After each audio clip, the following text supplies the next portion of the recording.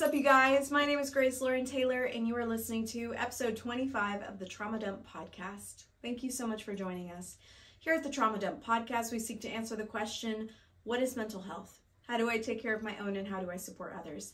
This week, we will be discussing the topic of breaking toxic family cycles with our very special guest of the week, licensed professional counselor, Erin O'Brien. You guys may know Erin O'Brien. She was on our episode 12 talking about what is DBT. So Erin O'Brien is a line hand board certified DBT therapist. She is amazing. DBT is dialectical behavioral therapy. She's amazing. She's amazing. She's amazing. I can't say that enough because she is really, really amazing. I love Erin so very much, and I want to have her on so many other episodes. So we're actually going to make a playlist, therapist episodes, and it's just going to have Erin on there. It's going to be great. Hey, if you haven't already, please hit the subscribe button. It will really help us out a lot to build our channel so that more people can become trauma informed. Now let's get into this episode. If you're wondering who this is Mochi. This is Mochi, our new puppy. She's very, very fidgety, and she is a blue heeler. Now my vote was to name her Muffin because you can see why. She acts like Muffin, she looks like Muffin, but Joey said no. So this is Mochi. She is almost 2 months old. She's very cute. She's very floppity. Yes. And she wants to get down so she can be on the same level as Gigi. So, vibes.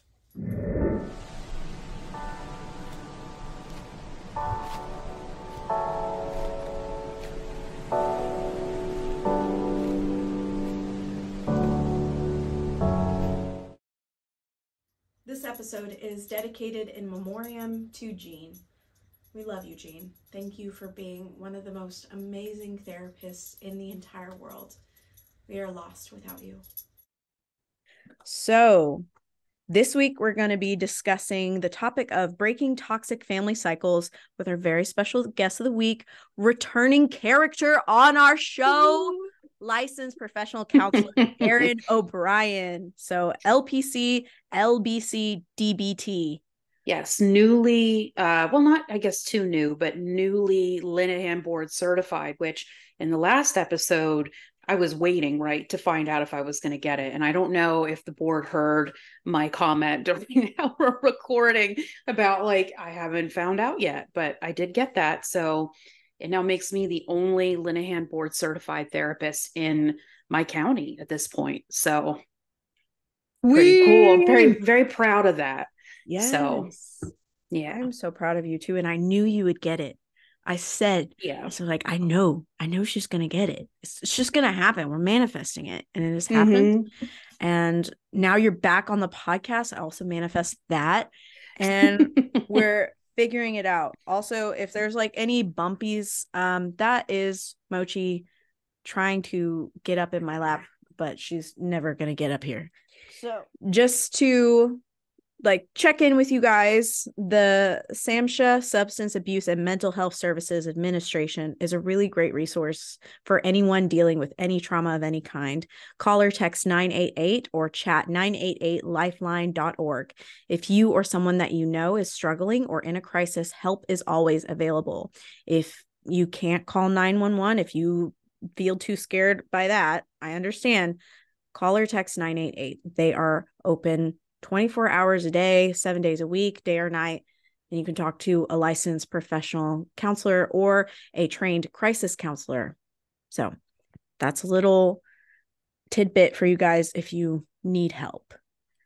So you were previously in episode 12, which was a great episode. We're currently recording on the 11th of December, which this will air on the 31st. And I'm very, very happy because your episode was the most shared episode of the podcast. And that's awesome. So that's crazy. I didn't even know what a Spotify Wrapped was. And then I guess I became one sort of, yeah. sort of through you. I was like, I don't have a Spotify Wrapped. And then I saw that. I was like, I guess I am a Spotify Wrap. You are a Spotify say, right? Wrap. Yeah. You're famous. Me and Taylor Swift and Beyonce and then me. So there Yeah, you go. Mm-hmm. exactly. I know. I didn't know that they would do a Spotify wrap for my podcast because I thought, oh, my podcast is too small. Mm-hmm. But I got an email saying, oh, your Spotify wrapped is ready. I was like, oh, is this an email for like my actual personal Spotify account where it's just like Hosier, Conan Gray, like Mm-hmm. chilling? No, it's for my podcast. And I was like blown away. I was that's so That is exciting. really cool. That must feel like really affirming too, because Yes. you're doing such great work with this. And I think, we can even manifest it for 2024 is who knows what to expect with this podcast, but we're going to manifest, right, that it's going to keep blowing up, Yeah. getting bigger and bigger. More people become trauma informed. That is my goal. Yeah, really. So, yes. So at the beginning of this, which I'm gonna figure out how I'm gonna edit it, but at the beginning of the show, we were talking about how my brain just blooped, but we were talking about what we're going to get into with this episode, which Mm-hmm. this has been a long time coming, breaking toxic family cycles. Mm-hmm. Um, both of us are in therapy. She's a therapist. I'm not a therapist. I'm not a licensed counselor. Disclaimer. I I'm just a person who does a lot of research on trauma, knows about trauma, is creating a platform where people can just openly discuss what they're going through. I mean, you're more informed than some people that are therapists about trauma. And that's not a dig at any one therapist, but you are pretty informed about it. So, I'm trying my damnedest. mm-hmm. I I'm trying. I'm trying to relate to other people in a way that is helpful and not harmful. And again, that's my own little breaking a toxic family cycle because growing up, I was called dramatic Mm. if I expressed any emotion. Um, when my dog died, when the first dog that we had that died, it became a succession of dogs dying after that. But Mm. Raider was our new Great Dane puppy. And he was about 7 months old. And my mother let him out in the front yard and he got hit by a car. And I think I was in 6th or 7th grade. But my counselor from that time, who is my church counselor, um, she remembers me just being so distraught over a dog dying and fearful of what would happen if a human dies, what's going to happen to our body, stuff like that. And she's like, I remember your mom just being very angry with you that you were worried about a dog dying and telling you to stop being dramatic and just get over it.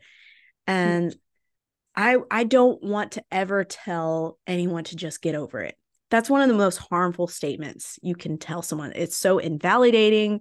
It's Mm-hmm. honestly cruel to tell someone to just get over it because you're not only invalidating how they're feeling right now, but you're going to hinder their process of, either overcoming the pain, the suffering, what have you, but also you might hinder them to the point where they can't overcome it. They can't Mm-hmm. process it Mm-hmm. adequately, which can harm them going forward into other losses, other relationships. Because for me, my parents kept calling me dramatic, especially my mother and my dad's mother, my Mimi, calling me Mm-hmm. dramatic, saying that I was overreacting to the point now where I have to correct myself and tell myself, no, I'm not overreacting. I'm having a natural human emotion to what is going on.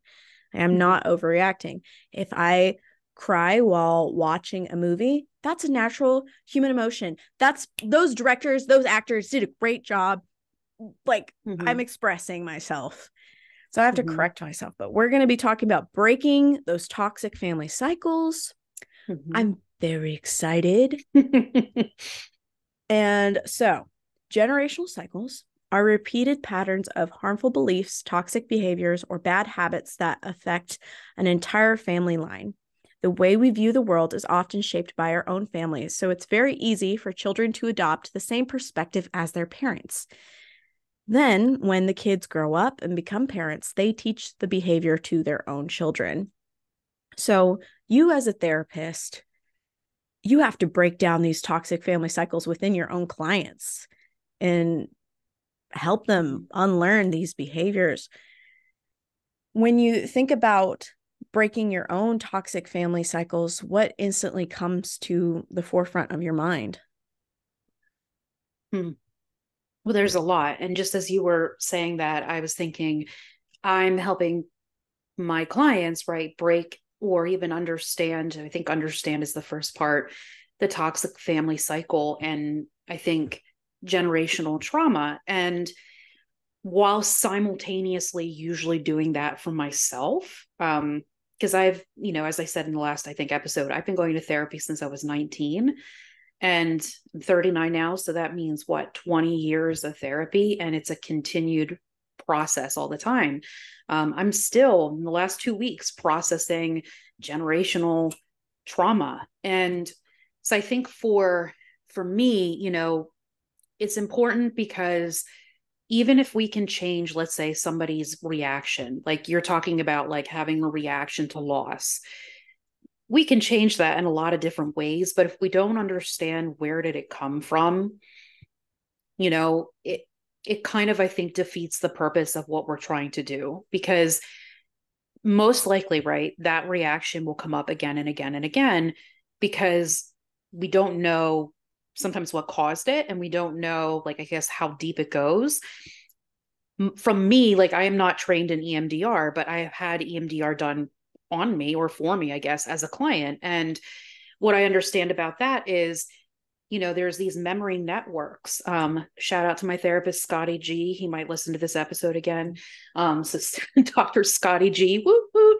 He, we always talk about like memory networks and how, if you think of the movie Inside Out, if you've seen it, like she has those different islands in her mind. So like, I forget, like one of the islands was like sports and friendships. But if we think about memory networks like that, like I've had memory networks for grief and loss. I have had memory networks around, I guess, abuse is one way to cover that.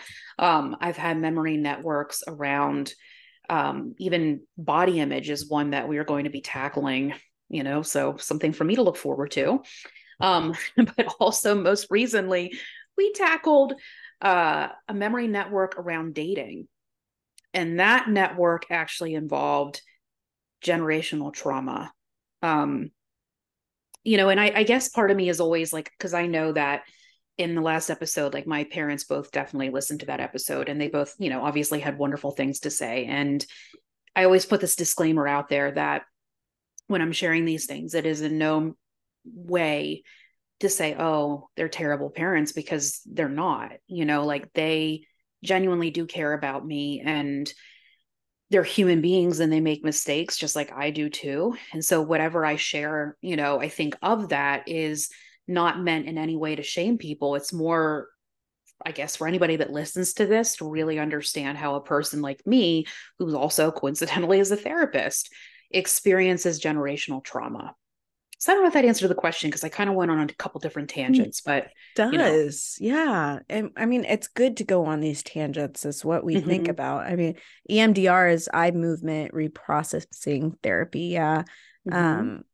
And desensitization. Desensitization. That's the word that I always forget. Eye movement. Desensitization and reprocessing. So reprocessing memories, right? And essentially with the word desensitization, that's a tough word for me to even say. Desensitization is the idea that we are changing the reaction to the memory. So like, for example, one of my memory networks around grief and loss, if I even slightly anticipated a loss, and the loss couldn't just be, it's not just around death, it could be loss of a significant relationship, loss of an opportunity. If I even perceived that, right, my body would start reacting as if the loss had already happened. And that sort of pulse pounding, gonna throw up feeling that would come up. And through processing that network, it greatly changed the way that I react now when loss actually happens, or even if there is, let's say, the looming threat of loss. And that's the desensitization, is changing the reaction and also changing the core belief, which is part of, I think, breaking those toxic family patterns around whatever memory network you're in. Yeah. So, yeah. Oh, Dude, I really want to do EMDR because I've dealt with a lot of loss and a lot of grief. For those of you that don't know, that are just watching this episode, hi, welcome to the podcast. I have a lot of trauma around loss. So to keep it in 2 sentences, 2020 through 2023 this year, JJ, shush.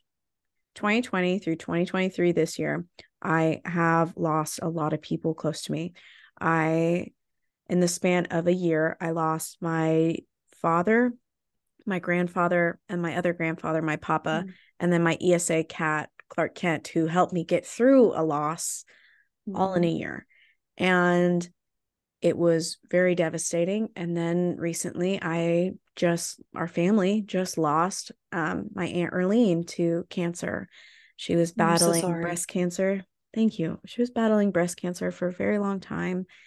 And she very quickly passed away. And thinking about these losses, it felt like all the core men in my life suddenly were wiped out in one fell swoop. My father was hit by a car in 2020, and he died in 2021 because of his injuries. And it felt like my whole life was going to hell in a handbasket. Like COVID, I could not see my dad in the hospital. And it's horrible. And I'm really hoping 2024 is going to be a lot better. And I have a lot of hope for it. But because of all of that trauma happening, I already had a couple disabilities, but my grief and my loss and my trauma manifested into me having seizures. And I don't know whether they're epileptic or not.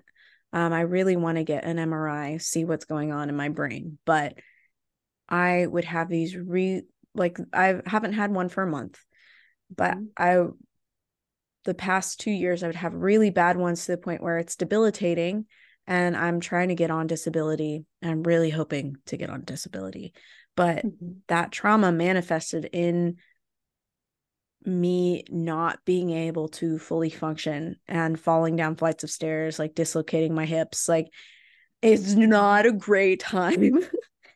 And I bring this all back to, generational trauma. I always felt like I had to be useful.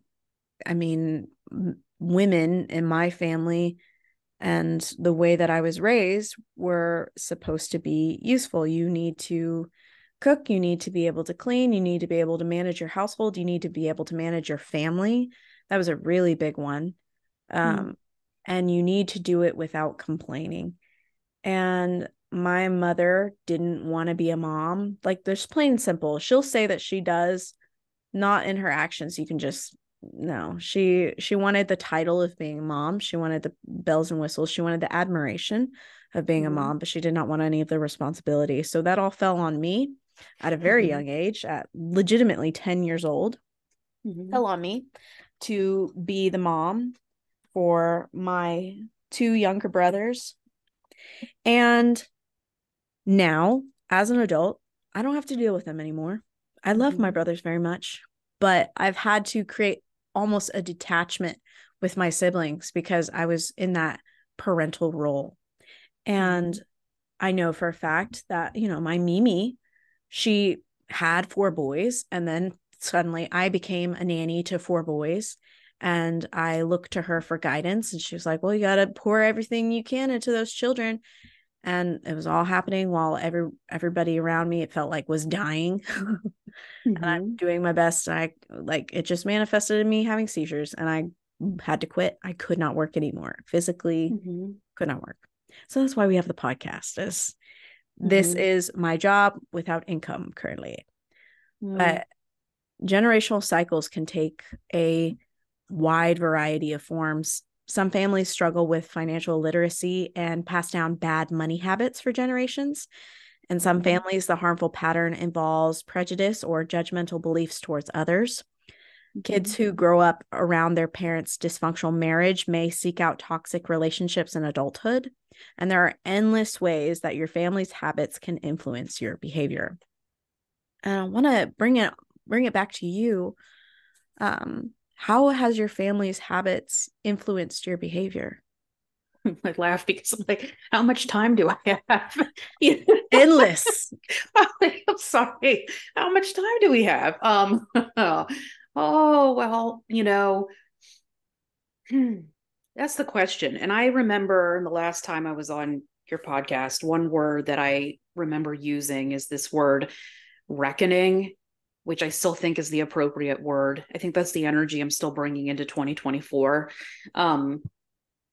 Every year it's funny enough, I set it started as a joke, like setting this sort of theme for the year. And like 2022 was Erin has left the chat, because I ceremoniously left the family chat with my mom, my brother, my sister. And I have a screenshot of where it says Erin has left the chat or left the conversation. So that became the theme of 2022, where I was like, Erin's leaving the chat. And Erin did. She left her old job and moved into a new job. And then for 2023, it was access denied. And I talked about this on my own Instagram about, exiting a relationship and realizing that, you do not have to maintain connections with everybody, especially people who have caused you harm. You don't owe that to them. So I'm thinking for 2024, it might be access denied part 2. I think I need to continue that work. And I think the reason I bring that up is because one of the things that I've really been working on in the last year for myself is, I guess, what legacy do I want for my life? What changes do I want to make? And I realized, I am fearless, I think, in a way that, and I love, again, both my parents, but that my parents are not, where I will look something head on, whether it's trauma or abuse or something I've experienced. And I'm like, nope, I'm dealing with that. I'm going to find a way to overcome that. And that was, again, why I started therapy at 19, was because I was like, nope, I don't want that future for me where I have all this crap that's unhealed, just festering. And now it's impacting my life. And so, for me with family, like there's all these things. There's things around body image, which I even touched on my Instagram last night. And I appreciate you sharing my picture with a little crown on it. It made me feel so good.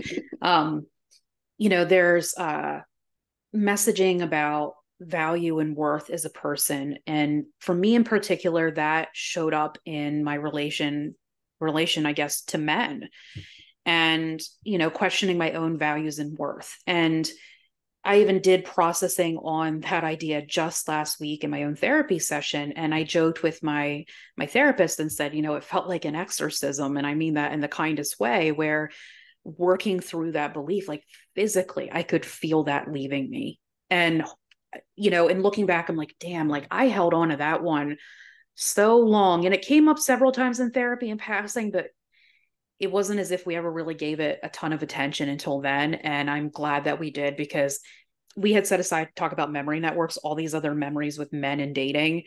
The second we processed that one, because it was the earliest memory of that network, we didn't even need to process the rest of them, because it literally changed the level of distress that I felt with all those subsequent experiences. And I can even get into that a little bit about what that belief was. But for me, the way that it impacts coming from family is, my parents were separating, I believe, when I was around age 6, and then they weren't together for about 2 years, and then they got back together, and then, they didn't divorce again. I have a hard time even remembering when, but it was when I was in high school. And so there's a lot of different, I think, beliefs and stuff that come from that for me. And like one of those beliefs was around how to trust men, like how do I trust men that they're going to do what they say they're going to do, and that they are who they say they are. So there's that belief system. And that even ties into, experiences with sexual trauma. And the other, strong belief system, or I guess you could say like the way it manifested in my brain, was around my own body image and self-worth. And if you had read like this Instagram post I shared last night, like I really talked about, in a very vulnerable way, feeling I don't know how else to say it, fat at age 7. At age 7, like I look back at that picture of me in a bikini, this little girl, and I think, oh my God, why did you ever think that about yourself? But at the time, I truly believed that. And I see why I had that thought, just based on the experiences I had in the household. But those kinds of things, right? We hand them down. And the other really important thing that I want to touch on, and I said this again in that post, was who gave those beliefs to our parents or caregivers?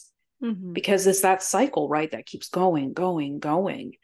It's not as if, like, I believe either my parents woke up one day and were like, you know what, today would be a really good day to instill some trauma in my child. Like, it's a really good day for me to pass this belief on, right? It was happening over time.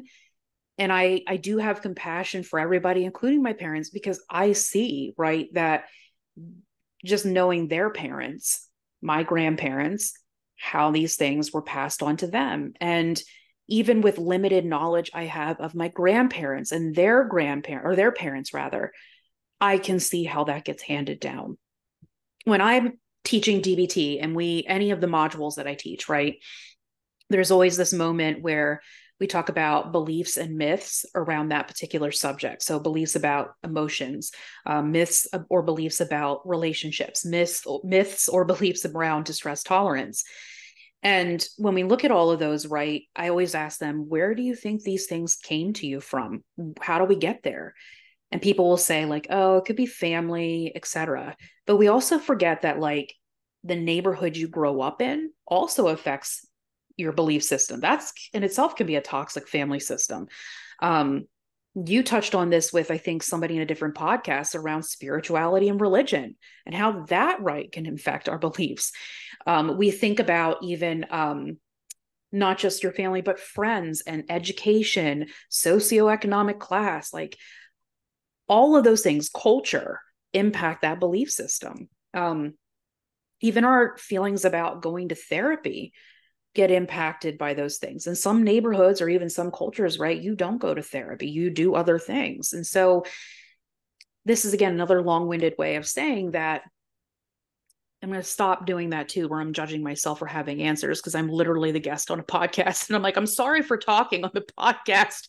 But that's another way of just saying, like, that I'm always thinking, if you can't tell, about where did this come from? As I've gotten older and the further along in my career as a therapist I've gotten, it's more like, when you lift up a rock and there's all these things underneath of it, what is behind that thing that someone's showing me? Because people will present something to you and that can be true, but there's usually something else behind that as well that we need to look at. And that's where I think the beliefs and the generational trauma and the patterns come in. So, yeah. And none of your answers are long-winded because I'm learning. I love to learn. I know. That's my own self-criticism. See, I'm catching myself on the spot and I'm like, you know what? You were literally a guest on a podcast. Who else is supposed to have the floor aside from me or you? Like, really? We don't need dead air. We are anti-dead air. Oh, I can fill the air up for you with all of this and then some. So, whatever questions you have. Yeah. And for those of you here, Gigi wants to be back in. She can't open this door. Come on. When we move, because we're moving in April, when we move, I'm going to make sure that the doors have the handles that you can push down, because Gigi can open those. We have at our apartment, we have like the twisty ones, and Gigi hates them. Like, she likes to be able to open the doors, which I think she should be able to.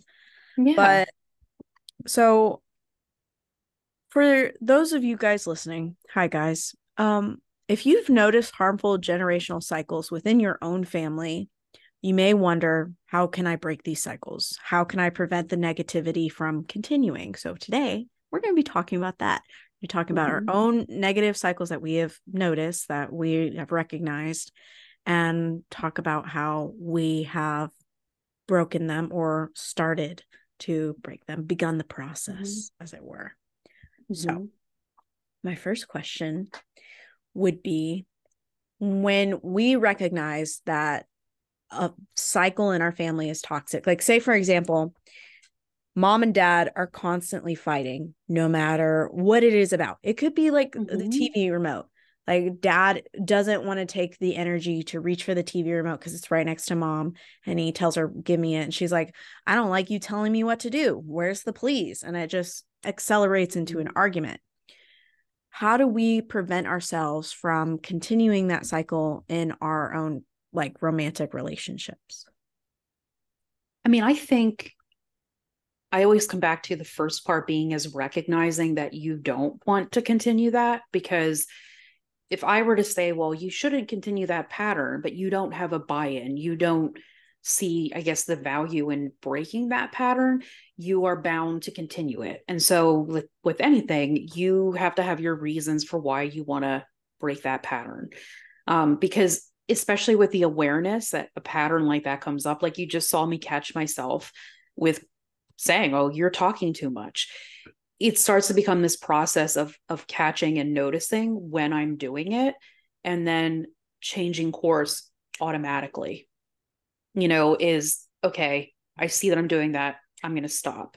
And I think that also comes from learning skills, of course, to help myself also not feel ashamed. Like I can shame myself because, oh, look, you're continuing that pattern. It's hard to do that. And when we break a pattern, I want to say too, it does not automatically mean that you will never experience that pattern again. Because we're human beings, we have flaws and we're human. So it makes it very likely that at some point in the future, you may find yourself falling back on that pattern. To me, again, and this is maybe very DBT skills based, is to not judge ourselves for falling back on a pattern, because those patterns can be so deeply entrenched in us, right? That I think it takes tremendous effort and awareness to recognize that they're there and then to continue managing them.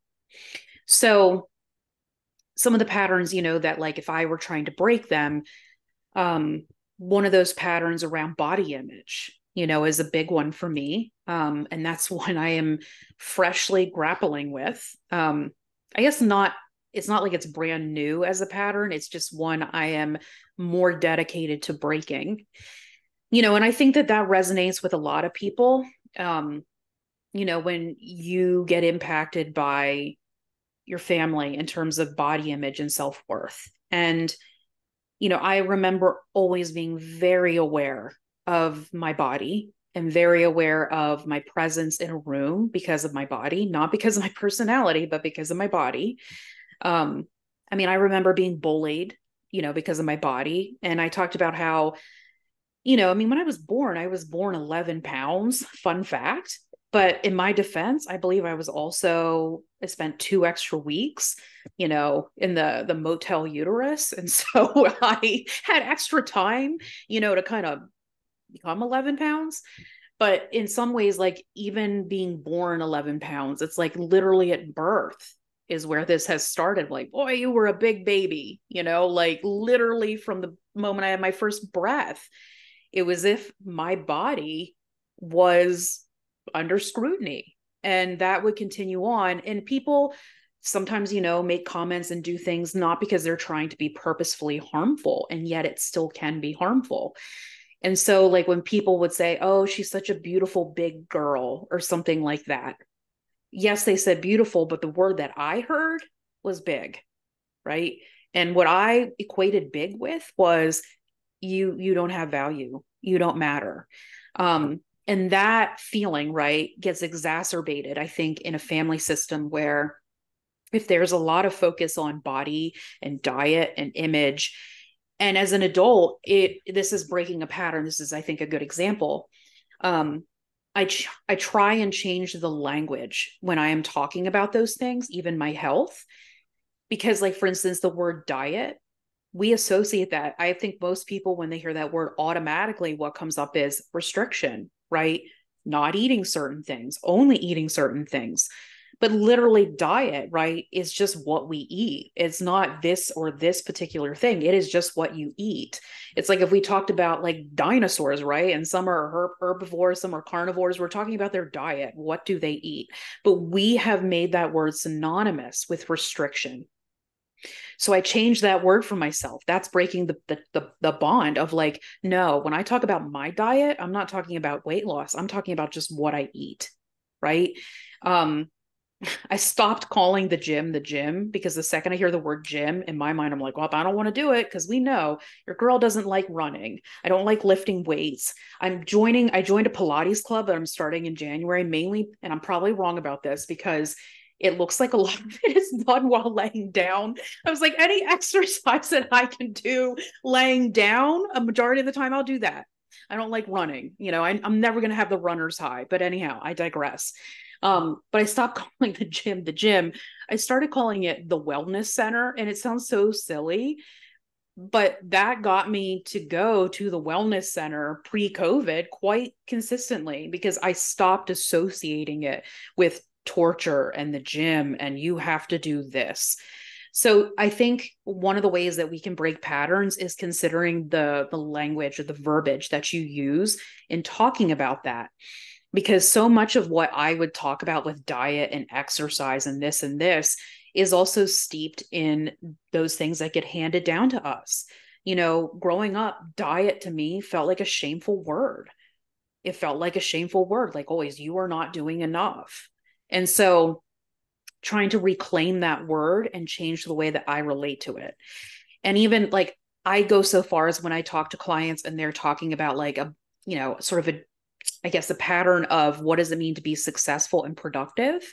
And it's always like, okay, so let's look at those words. What do you think it means to be successful? What do you think it means to be productive? Because when we haven't even started the work on breaking that pattern, I can almost guarantee you they're associating productivity with success and also meaning I have to work. And it's like what the word productive, right? You could, when you sleep, technically you're productive. You are productive in getting sleep. You are producing rest. And so just changing, right, the way that we have come to understand those words, I think helps to break that pattern because we get shackled down, I believe, by that, and so that's one way. I think that it's the recognition, right, that there's a pattern to change. It's recognizing how that pattern is showing up in my life. And then recognizing what are the actions I take to change that. So one other example, for me is like recognize the pattern of shaming myself in my body. And this goes so far back again is like when I was in high school and, we would go to prom or something. This is long before phones. So we had disposable cameras. If you are very young and don't know what that is, you can Google it, but it's basically a throwaway camera. Imagine. And we would have those cameras and you wouldn't know what the pictures look like, of course. And you would get it back and everybody would be excited, like in school, like sharing the pictures and they would pass them around. Well, when they came to me, I didn't even stop to look at them. I kept them moving because I was like, if I saw any picture of myself, it would literally wreck my day. Like my whole mindset would change because I was that steeped in shame about myself and my body. So looking at that now, I'm like, man, I've actually continued that where I don't like being in pictures. And I was like, wait a minute. So that's me continuing a pattern, even at 39, is like not wanting to look in the mirror, not wanting to take pictures of myself that's more than just my face, not wanting anyone else to take the picture. So what I've done is I was like, that's got to stop. And the way it's going to stop is I have to it's almost like exposure therapy where like I'm going to take pictures of my outfit of the day and I'm going to slowly get used to being, feeling a little uncomfortable with that until it no longer feels uncomfortable. So talk about desensitization, right? I'm going to look in the mirror. I have a full length mirror now in my bedroom where I never would have had that before. I'm going to automatically stop judging my body when I hear myself saying, oh, like, your stomach looks big in that picture. I'm going to stop saying that. And instead I'm going to say, you know what? I really love, the way my hair looks in that picture, because nobody else can break these patterns but me. And I think it's also like who I'm around. If I'm going to be around people and they're going to be talking about their own bodies in a shaming way, I'm either going to say something or I might need to leave the conversation because that's a boundary, right? Talk about boundaries with family where I'm not going to be a part of that anymore. So See, I didn't judge myself for a long-winded answer. You did a good job. Good Mm. job. I have to agree with you on the setting the boundary with the family of like, I'm not going to talk about that anymore. I've had to actively do that. If you guys hear it flopping around, she has taken my shoe off of my foot and she is now flinging it every which way. So with my own family dynamic, you know, I'm the oldest of 3 and I have a lot of cousins, and I mean a lot of cousins. And Christmas this year is going to be interesting because usually Christmas Eve, I spend it with my mom, my dad, my brothers, and sometimes my mom's family. Well, I have made the decision I do not, in the foreseeable future, want to have any sort of relationship conversation with my mother. My dad is dead.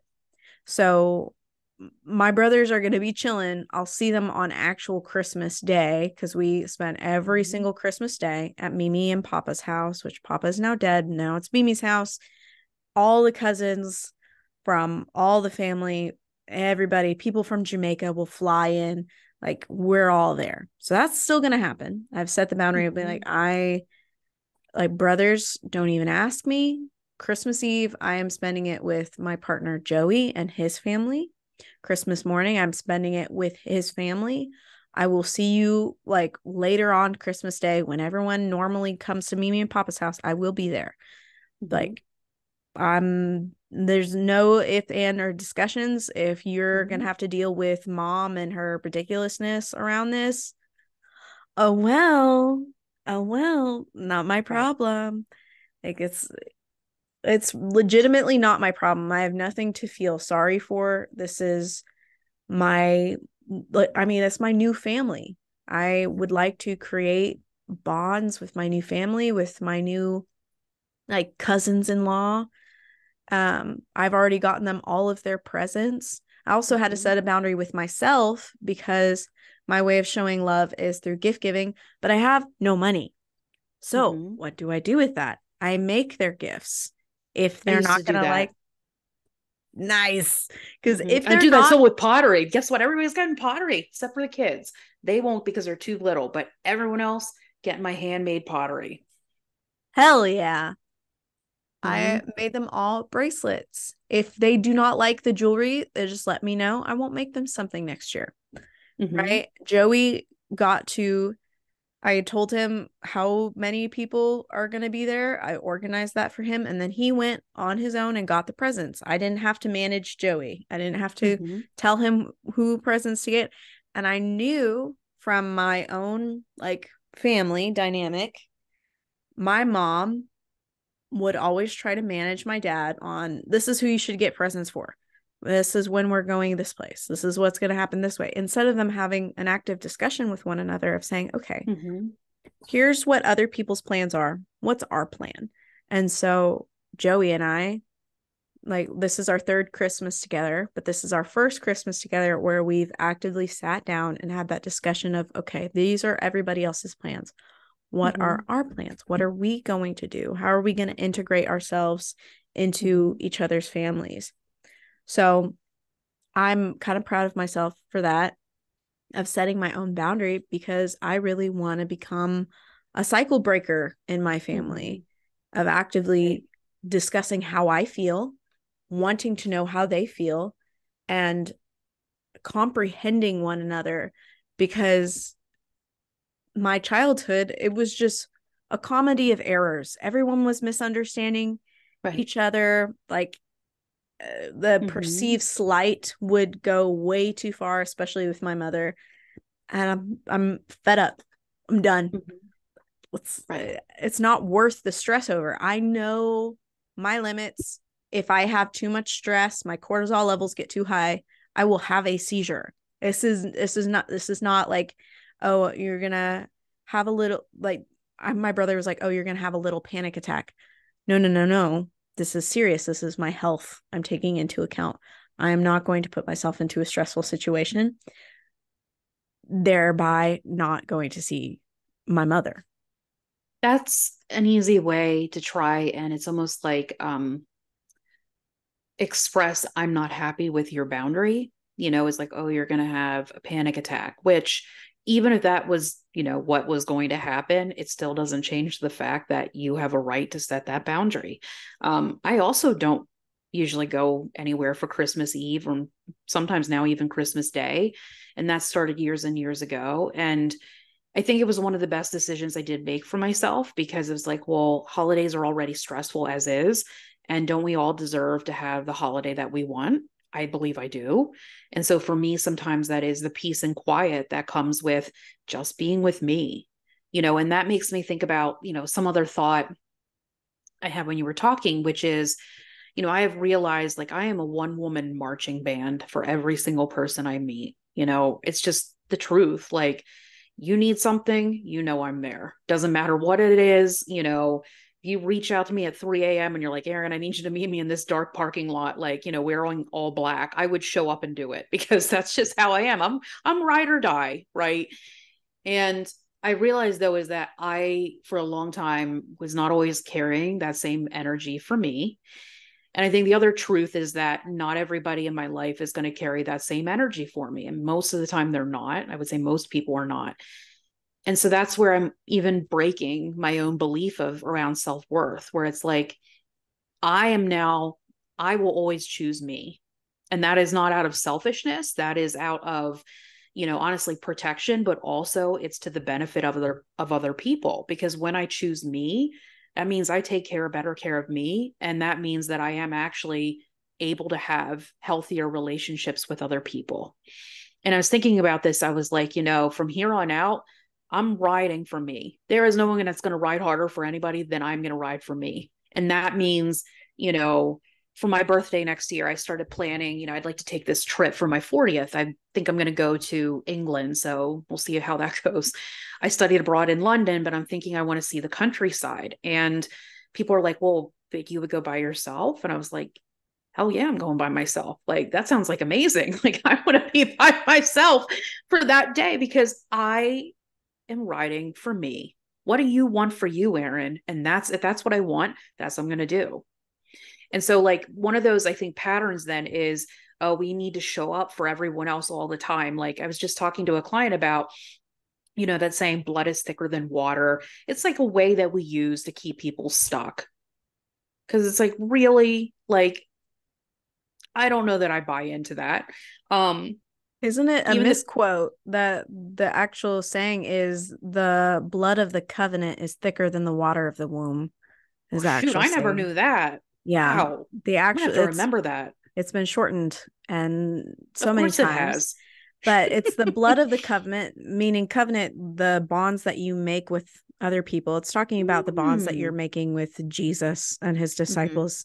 And like the blood of the covenant, the promise that I have made to you is thicker than the water of the womb. Like when you're being birthed into the world with your relationship with your mother. It's like, it's been such a misquote, and it has angered me since I was little, because my papa, my grandfather, my dad's father, he was a theologian, and he was a professor at Dallas Baptist University, and he taught theology. And brilliant man. Had a lot of craziness in him. Of course, he's Jamaican, but he was very smart. And he was very smart about the way he described scripture. And he hated that saying, oh, family bonds are better because, blood is thicker than water. He would get very peeved off because he was like, no. What did Jesus call to all of his disciples? To leave their families and come with him. He did not tell them to bring their families along. He said, no. Leave your parents, leave your siblings, leave your jobs, leave everything. Come and follow me. Not to like Christian. No, that's amazing. Because I'm thinking, damn, I'm actually living Jesus's dream for me. That is what you're telling me this whole time. Because I thought, oh man, like, no, I'm glad you mentioned that. And I'll tell you why, is because, when I had started therapy at 19, it was with my first therapist, Jean. And Jean Thayer Meston, was her name. And I say was because, Jean had passed suddenly back at the end of September or beginning of October. And when we talk about like a covenant, one of the things that she always instilled in me is the idea of family of chance and the family of choice. And that family of choice is who you choose to allow to be in your circle, in your, vicinity. The family of chance happen to be the people that you grew up with. And sometimes that is not even just your, if you have biological family, it could be the people that raise you, which is not always biological family. It could even be, again, your neighborhood, friends, their parents, etc. But you get to make that choice. And I always felt like, oh my God, am I going to be stuck with what I've got? And not, again, I keep saying that disclaimer because it's terrible, but I wanted to have the idea that there was more for me out there too. And so she really instilled that in me. And, we had stopped working together. I think it was about 6 or 7 years after we met. And she really became that family of choice. She filled this very parental role for me, which is not traditional, I believe, in therapy. And I get that. To the point where she was taking me to trips to New York City, and like I was involved in culture. And she was, I joked and said in one of these posts, I talked about how one time she whisked me away to Philadelphia to get my hair cut because she was like, where I live in the suburbs, she's like, you cannot have suburban hair. But this was, I know, and I don't even know, I guess, how I define suburban hair. I hope maybe she was implying I had it at that point, but we have avoided that. But she really, also was somebody who, she was a family and marriage therapist. And so this is someone who, she even was featured on another podcast talking about it, but she really believed in like breaking that generational trauma and also breaking those patterns. And I don't know where I would be if I hadn't had that influence, because she really was the person that got me to see like, you are not stuck and you are not beholden to the people around you. If you want something different for yourself, you can do that. You can have that. And, she was always introducing me to like the most interesting people. Some of the people I know are because she introduced me to them. And so living that idea, right, of blood is thicker than water, like really takes on new meaning for me when you explain that. Cause it's like, wow, like she really lived her life like that too, so something I was thinking of when you said that. I mean, it's amazing, these bonds that we make, just these people that come into your lives, just, oh my goodness. Episode 16 was with Catlin, and she has become one of my best friends. We call multiple times a week, and I feel so blessed because I found her on TikTok. She was talking about religious abuse, and she has a pretty substantial following on TikTok for her alternate style of dressing. But I really liked the way she talked about religious trauma. And so I asked her to be on the podcast, and we talked, and we clicked. We became friends, and we talk every single day. I just called her today. Her cat Dusk is missing, and we called and we talked about it. I was trying to console her and say, hey, everything's gonna be okay. Like, you need to start regulating how you're feeling, because if you're screaming Dusk, crying Dusk, like Dusk, if Dusk hears you, Dusk is going to think that you're angry with Dusk, and Dusk may not come to you. So she was like, oh, okay. And so she instantly like calmed down and started to do a little better. She still hasn't found Dusk. I really hope that she does. But I'm really grateful that I have her as a friend, and I'm really grateful that I have you as my friend. And it's really interesting, like these people that you haven't met yet, that may be your best friends, can come along very unexpectedly. And I was always very frustrated growing up because I felt like I had to take care of my siblings. And I always wondered as a little kid, who's going to take care of me? Like genuinely. Same. Yeah. And I don't really wonder that anymore because I have a really great relationship now, and I have my Gigi who takes care of me. But I remember that overwhelming feeling again when my dad died and then Papa died, Grandpa died. It's like, what's going to happen to me? Who's going to take care of me? Because I know for a fact my mother's going to do everything in her power to not take care of me. And so I had to be that for myself. And I have to remind myself, it's okay to not be able to do everything right now. Let's work on what we can do now rather than focusing on what we can't do now.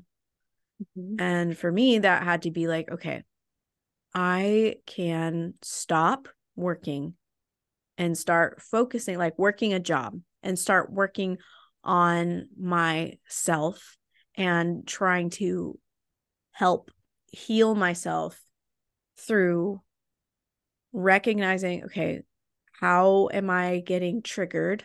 What is the stimuli that is triggering me? And that was being a nanny. That was triggering me pretty heavily to have breakdowns as soon as I got like a mile or two away from the house. And like my every waking day after work was making sure that I was ready for the next day of teaching the boys what they would need to learn, what they would need for the next day. It was too much. It was too much. And now I am working on myself. What do I need? How can I fix my situation? How can I start to build my little business, Gracelets? How can I help my podcast? And how can I reach out to other people and learn from them? Because despite this being like an outlet for, me trauma dumping, I really want to learn. And I have a love for learning. I have a love for getting into it, like getting deep into it. And I really want to be the cycle breaker. I would love to be a mother one day. I would love to have that privilege. But I'm not ready yet. Ain't no way. Ain't no way. Yeah. Ain't no way. And for me, I have to actively take steps to break the habits that I've learned from my family, because I know for a fact, my Mimi tells me all the time. She was like, well, when I was 23, I already had my first boy and I was pregnant with my second, and I was already married for a couple of years. And she tells me that like all the time. I have to keep telling myself, I am not ready to have little mini Joeys and little mini Graces. I would not be a good mother at this point. I have the great potential of being a great mother, not right now. And I have to take the space to process the harmful experiences that I was exposed to, because I feel like my mother, I didn't know until after my dad died. She had a previous marriage to my father. And so she married my dad, and immediately she was like, well, I have missed a lot of time, so I need to have kids right now. I need to have a kid right now. And so she had me. And then she's like, I need to have more kids right now. So then she had my brother, and then she had my other brother, but she didn't take care of the kids she already had before she had another one. And then she was trying for more kids, and she had miscarriage after miscarriage after miscarriage, to the point where she was like, oh, I'm just going to adopt because I need to be a mom. I need to take care of kids, when she's not actually taking care of kids. And I'm like, I'm not going to do that. Do I have the desire to be a mother? Yes. Do I have the capability of being a mom right now? Absolutely fucking not. No way. Well, it sounds like, then part of that is recognizing, like, even for women, how the family dynamic impacts like our desire to be a parent, a mother, a wife, a partner, what have you, and how that gets handed down to us. Even like you think about like my mother or your mother, and like their ability to work. And what does it mean? I mean, it wasn't even that long ago, right, that we gained rights as women to do certain things. And so breaking the idea that you are stuck or have to do whatever it is that somebody in your family wants you to do for the rest of your life. Because I feel that pressure, you know, as somebody who's much older than you, like, are you going to be a mother? Are you going to do this? And so I think like I hear that. And even like when you go into like doctor's offices, you hear that too. Like as a woman, they're like, hey, you know, like you're getting a little old there. Like you're going to be a mom. Like, oh my God, here, you get it here too. But I think a lot of that for me even stems from family. It's like, you know, as a child who was parentified and often caring for other people, and I was a nanny too. I did that through all my 20s. You know, and then being a therapist, like I am still filling that role of I am a caretaker. And in the last 2 years, it really became evident to me. I was like, but who takes care of Erin? Who does that? Because like, yes, I have friends, you know, who are always very supportive of me. You know, one of my best friends, Priscilla, she's always very supportive of me, and someone's knocking at my door. So give me 1 second. She shows up for me, you know, and she's somebody that's really important in my life. And, you know, so I think like in a lot of ways, it's like I have friends and of course family that will, you know, be supportive at times, but it's also, you know, I guess it's also recognizing that no one person can meet all of our needs. And so even when you are in, you know, a relationship with somebody like a partner or a best friend or someone, is again recognizing that they cannot meet all of our needs.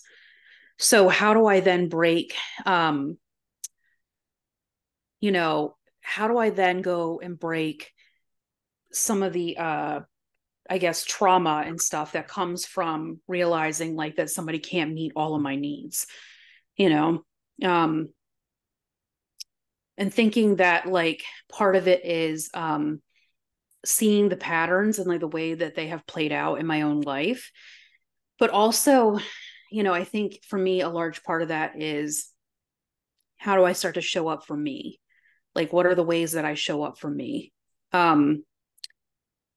You know, and I think that when I look at something like that, it's like planning a trip for myself, you know, or continuing to go to therapy, or taking time off from my job and, you know, setting that boundary of like, I need this space for me.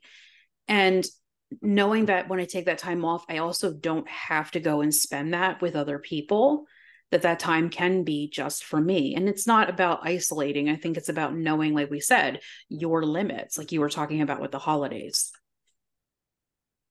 Yeah. For those of you guys listening, to condense everything we said, before you can actively take steps to break habits that you've learned from your family, you should give yourself space to process the harmful experiences you were exposed to. It's very difficult to recognize and accept that your family can and does perpetuate negative cycles, but you should explore your emotions about that topic. Taking time to process and heal will ensure that you will fully break out of the cycle without falling into bad habits. Mm-hmm. It's crucial that when we are taking those steps to avoid the habits, that we do not blame ourselves for making an error or a mistake or falling back into the habit. Mm-hmm. And it's the same thing for any self-harmful behavior. Rather than saying, oh, I fucked up, like I hate myself, I'm stupid, like, no, okay, I messed up. Mm-hmm. All right, what can I do to prevent myself from messing up again? What are the steps I need to take to continue down the path of healing, progress, rather than stumbling and then saying, oh, this is all for nothing, I'm just going to go back to the way it was because that was easier. And I have been watching a lot of animations on healing and mental health. And there's this guy who's like, your mind is a jungle and your habits are just pathways that you have made through the jungle. Those pathways are easier because you know the pathway. Mm-hmm. They're not easier because they're easy to do. They're just easier because you just know that path. Mm-hmm. When we stop, we look around at the pathways that we have made. We look at our little map of where we want to go, and those pathways don't lead to where we want to go. We have to make the effort to start to break down the brush and take steps to where we want to go. And it can be easy, and it can be easier than the pathways that we've taken before, but it doesn't mean that there's not effort. And it doesn't mean that you will look across and like see, oh, there's a pathway over there. And it's the pathway that I have been taking for a long time. Mm-hmm. And it's a little muddled, but it helps me visualize, like, if I am in a little forest, because I live in Dallas, Texas, but my dad bought like 3 plots of land when he was in his 20s.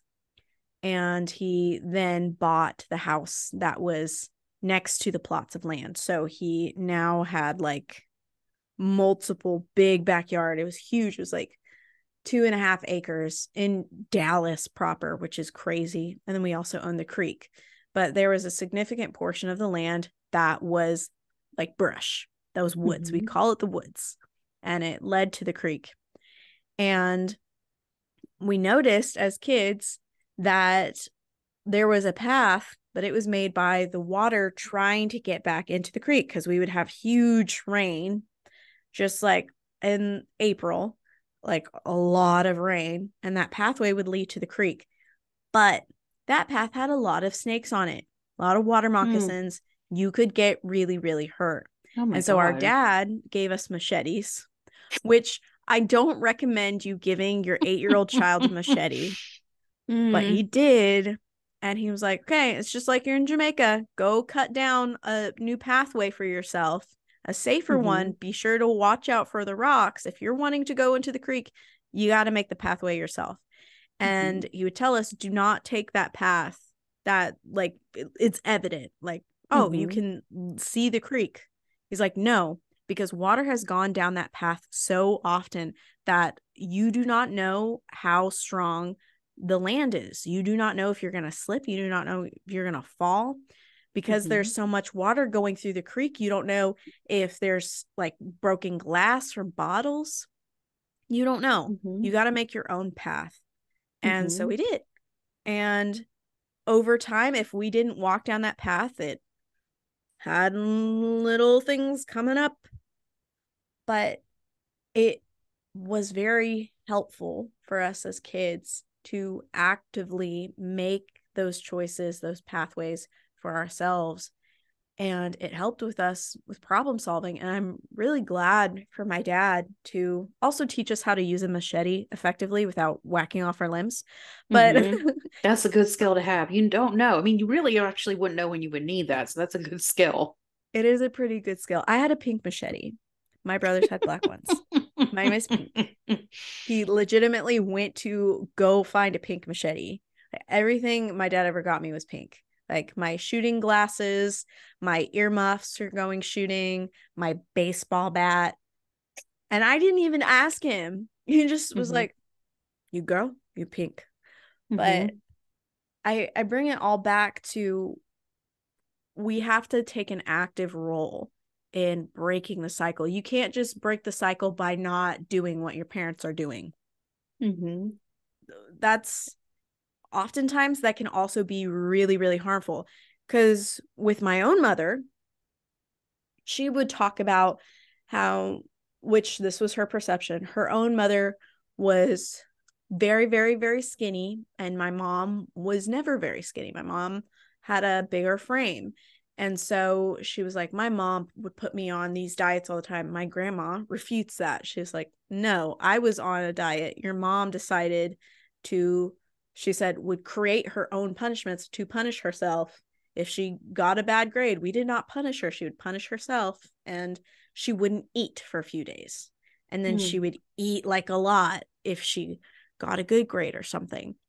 And so my mother was like, well, I'm never going to put you on a diet. I remember her telling me that at 8 years old. By the time I was, I think, 10, I got diagnosed with hyperthyroidism at 8. But by the time I was 10, I gained a lot of weight really suddenly, like really, really quick, at least 50 pounds within a couple months. Mm-hmm. And my eating pattern hadn't changed. It was because my hormones were messed up. Mm-hmm. And so she was like, oh, okay, well, we need to go on a diet. So immediately she was doing the opposite of what she said she was intending to do.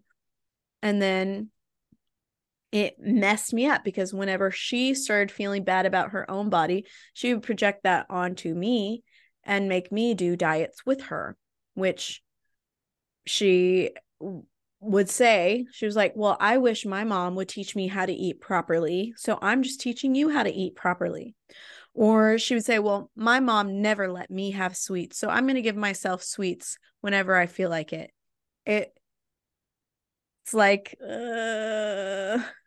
you could say, oh, my father was an alcoholic, so I'm never going to take a drink ever, and do the exact opposite. And then you start having your own kids and they want to know what a drink tastes like. You're like, well, my dad was an alcoholic. I've never had a drop in my life. Therefore, you cannot have a drop in your life, to prevent you from becoming an alcoholic, rather than teaching boundaries and establishing like parameters around, okay, this is what has happened to my family. Instead of drawing, everyone's different. Instead of drawing a direct conclusion, we can experiment, but also give ourselves like boundaries. I wasn't taught proper boundaries as a child, and it really hindered me when I went into like, I think, work relationships, because I worked for my parents for a very long time. I was not paid legally, but they would be like, oh, we'll pay you $25 an hour. Did I ever get that money? No, I did not. She would say, I'm putting it in the bank of mommy. The bank of mommy is apparently bankrupt. I've never received a dime. But I would work really, really hard for my parents, and out of family duty, do the best I could, clean like nobody's business, answer phones, make sure everything was tidy, because my dad had his own company. So I did like receptionist work or cleaning, like odds and ends. And so when I started becoming a nanny, and they would ask things of me that were outside of my pay, I would say, oh, of course. Oh, I'll do it. And burn myself out, which was not good. So now that I'm starting my own business, I have my own LLC, I'm trying to figure things out, and maintaining a podcast, which I edit myself. I have to set boundaries of being like, okay, I cannot do more than 2 interviews a week. And I have to edit at least the audio and video a week. I have to at least edit for an episode the audio and video. If I go more than that, I am going to implode. I'm going to get a migraine from looking at a screen for so long. Yeah. And it's not good for me. So I have to create these boundaries, but I was never taught those. And I'm kind of proud of myself for establishing those boundaries and recognizing, okay, I have gone too hard for too long. I've aged myself. Let's chill out. 23 years old. Come on now. Trying to figure it out. And I want to bring it into talking about dysfunctional families. And I want to ask you, what does a dysfunctional family dynamic look like? I mean, it can vary, right, from person to person. I think that, if you find yourself reading about it, there are different roles that people can fill in a family dynamic, like the traditional idea of like, there's a scapegoat, like there's, I guess you could say like the one that is always like the golden child, or the problem child, etc. So we can look at all of that. But that is not always how it goes, because like you think about like in a family dynamic, let's say where someone is the only child, there's only limited spots that people can fill. And so you can still have dysfunction in that family. I mean, I think most families have some level of dysfunction, even the ones that seem like a very healthy fit. I think they have some degree of dysfunction. But I think if we think about a dysfunctional family, the word itself, dysfunction, meaning something is not operating as it should. And that can mean when you have abuse, power dynamics in a family where one person holds all the power. When there is, a lot of attention, let's say, given to one child over another. So one is favored. When you have a parentified child, family dysfunction can even start occurring not always at the beginning of when that family is formed. Sometimes it can even happen later on, right? When, let's say, something changes in the dynamic, there's financial strain, or infidelity in the family, or even an illness. So that can change like the family dynamic and cause dysfunction. But essentially, family dysfunction is when, something is off in the way that those people interact with each other. And like, I remember, I haven't seen that show, The Bear, but people keep telling me to watch it. And I'm also like, I'm a therapist. Like, I see that in real time all the time. Why in my free time are you telling me to go watch something that I'm already seeing every single day? But apparently there's some big Christmas episode from The Bear where it's like, oh, this is all about family trauma and dynamics. Who knows? Maybe I'll watch it. But I think about that, and it's like, people can see themselves in TV and movie a lot, TV shows and movies. And I think when you see something like that, that could be a good example of family dysfunction, but it doesn't encompass all family dysfunction. And family can also, the dysfunction does not mean that even both parents are technically, I guess, contributing to that dysfunction. Sometimes there's one that's more contributing than the other and vice versa. And so it involves a lot of different things. It involves the roles that we play, the way we relate to each other, how we respond to stressors, and even like family rules and how we hand down like those beliefs. Like for some people, it's emotion, is on the back burner, or you should just be happy, right? Because you have a roof over your head. So that is also, I think, part of family dysfunction. You should be happy you have a roof over your head, dude. I've been told that way too often. Right.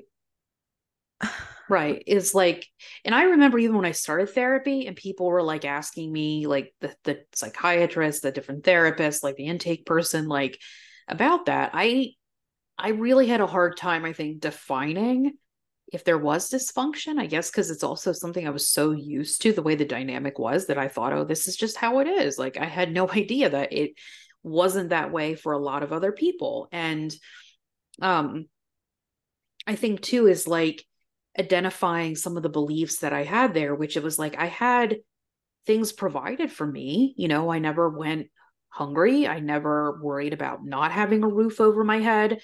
I never worried about not having clothing to wear to school. And that's a privilege that I have those things.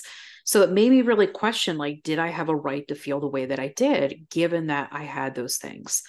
And that's where I think that's in itself, right, is that family dysfunction and that behavioral pattern where it's like, you have all these things to be grateful for. So just be grateful, rather than saying, like in DBT terms, right, the dialectic of I could have had my basic needs taken care of. And it's also true that my emotional needs were not taken care of. Yeah. That's very, very true. I can say for certain, yes, as a child, I do remember several occasions where I went hungry for a punishment, or because my parents forgot me, or because there was no food in the house. But other than that, yeah, technically my basic needs were met, but my emotional needs were hardly ever met. Yeah. And it's yep.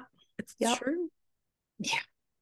No, I learned that too, very on in therapy, is that was where a large part of my dysfunction stemmed from, is that my emotional needs had fallen to the wayside a lot, and not all the time, of course. My dad was somebody who very much financially supported me going to therapy, which in a way is supporting an emotional need. And my mom was, always very supportive of me going to therapy when I started. So that's a supporting an emotional need in one way. It wasn't like therapy was ever chastised or out of the question. But yeah, like not having your emotional needs met is a form of trauma. And I think even that, like, it's not even just about emotional abuse. It's also about what's traumatic is feeling like you are second at, and that's the nicest way to put it, or third or fourth to somebody else and what they've got going on.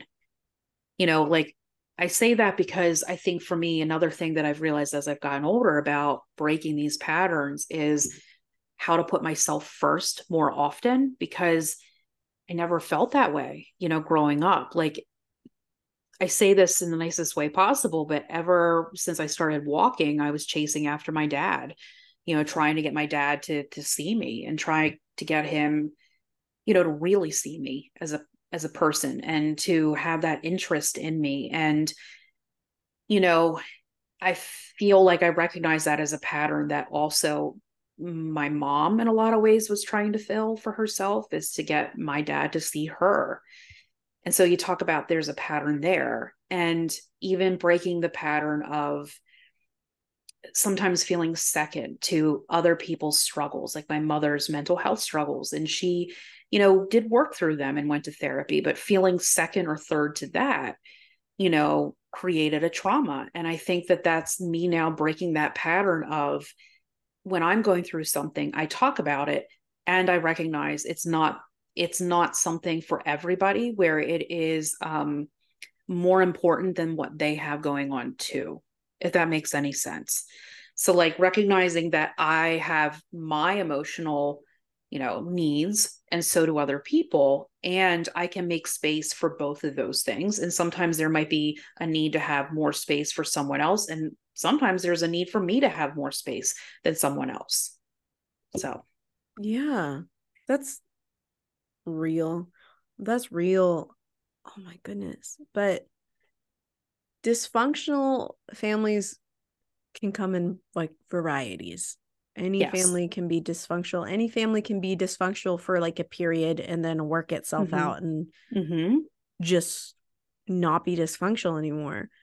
But for the purposes of this podcast, we're talking about like truly dysfunctional families.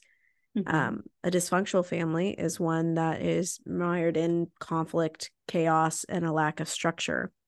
Or it could be indifference, so that the child's physical and emotional needs cannot be met. Factors that impair a family's functioning includes poor parenting, distressed or abusive environments, substance abuse, mental illness, chronic physical illness, and poor communication. Families that are caught in the cycle of dysfunction often face serious abusive issues like alcohol abuse or drug abuse, domestic violence, physical abuse, sexual abuse, and emotional abuse. The type of environment can be toxic to children, and unfortunately, family problems really never end there. Children of dysfunctional families tend to carry on the cycle of dysfunction into their own lives and into their own families. So I wanted to ask you, what is one of the key differences in a dysfunctional family versus a family having a bad day, week, or year? Isn't that almost the Friends theme song, A Bad Day Even? Yeah, you just said it, it clicked in my head. Sorry, I took a little ADHD side trip there. A little side quest. So I think one of the key differences is in terms of how consistently something is happening. So like you could have a rough patch for a week or a month or a year when, let's say, like one of the people, the caregivers loses a job or gets sick physically with something, and that changes the family dynamic. I think it becomes more chronic, obviously, when it takes place over a longer period of time and it's unchecked, meaning nobody's doing anything to try and change it. So like if you were a caregiver and you lost your job, the idea being, assuming like that person is able to work, that they're actively looking to change that, and hopefully find a different job. If you have somebody who is sick with something, that they are actively, as best as possible, trying to take care of that physical health issue so the family gets back on track. And always, right, is, I think, setting the boundary as a caregiver between what you will share with your children and what you will not, because kids are not equipped cognitively and emotionally to understand and deal with things like someone losing their job. It doesn't mean they can't understand the idea that you lose a job, but they are not built to be your support system in that, where they're like, oh, you lost your job, you're having a bad day, let me take care of you. And that, I think, is where dysfunction starts too, is when the focus stops being on the adults in the room to do what they're supposed to do, which is be an adult and take care of that, and start shifting onto using the little people or the kids in the dynamic as the go-to, as the support. And that, right, creates the parentified child. It creates the dysfunction. Dysfunction is usually dysfunctional people existing together, where people who are mainly or mostly functional, meaning they maybe go to therapy, they take care of their physical health, are usually able to make that dynamic work. Yeah. And I'm awestruck by what you said about the little people are kind of being forced to being the adults or taking on responsibility when it's not for them to take on. It's so frustrating, because when I was 14, 15, my parents' business burned down, and it was really crazy emotional time for everyone. But my mom would have these rants at us kids about we weren't allowed to ask for anything, want anything. Like, we don't have any money at all because our business burned down. And I remember just being very scared as a kid for asking anything. Sometimes they hadn't gone grocery shopping in a while, and there was no food in the house except for like canned stuff, which I didn't know how long those cans had been in there. So I remember taking like a while to look through the cabinets for food, and some of the cans had been in there since like 2003. So when I was 3 years old, those cans were still in there. And I thought to myself, why isn't my mom taking care of this? Like, why is it my job that I have to find food? Like she would say all the time, feed yourselves. Why do I have to feed myself? Granted, yes, I was 14, 15 years old. I'm still a kid. It's still a very stressful time in our lives. I remember when I was 8 years old, and for whatever reason, my mom had said some offhand comment that if Obama was president, we wouldn't have any money or dad would lose his job. And I remember going to the cafeteria, and we had just been put on like reduced price lunches and free breakfast because we were low income. And I was sitting in the cafeteria, and someone said, "Oh, I can't wait for the first Black president."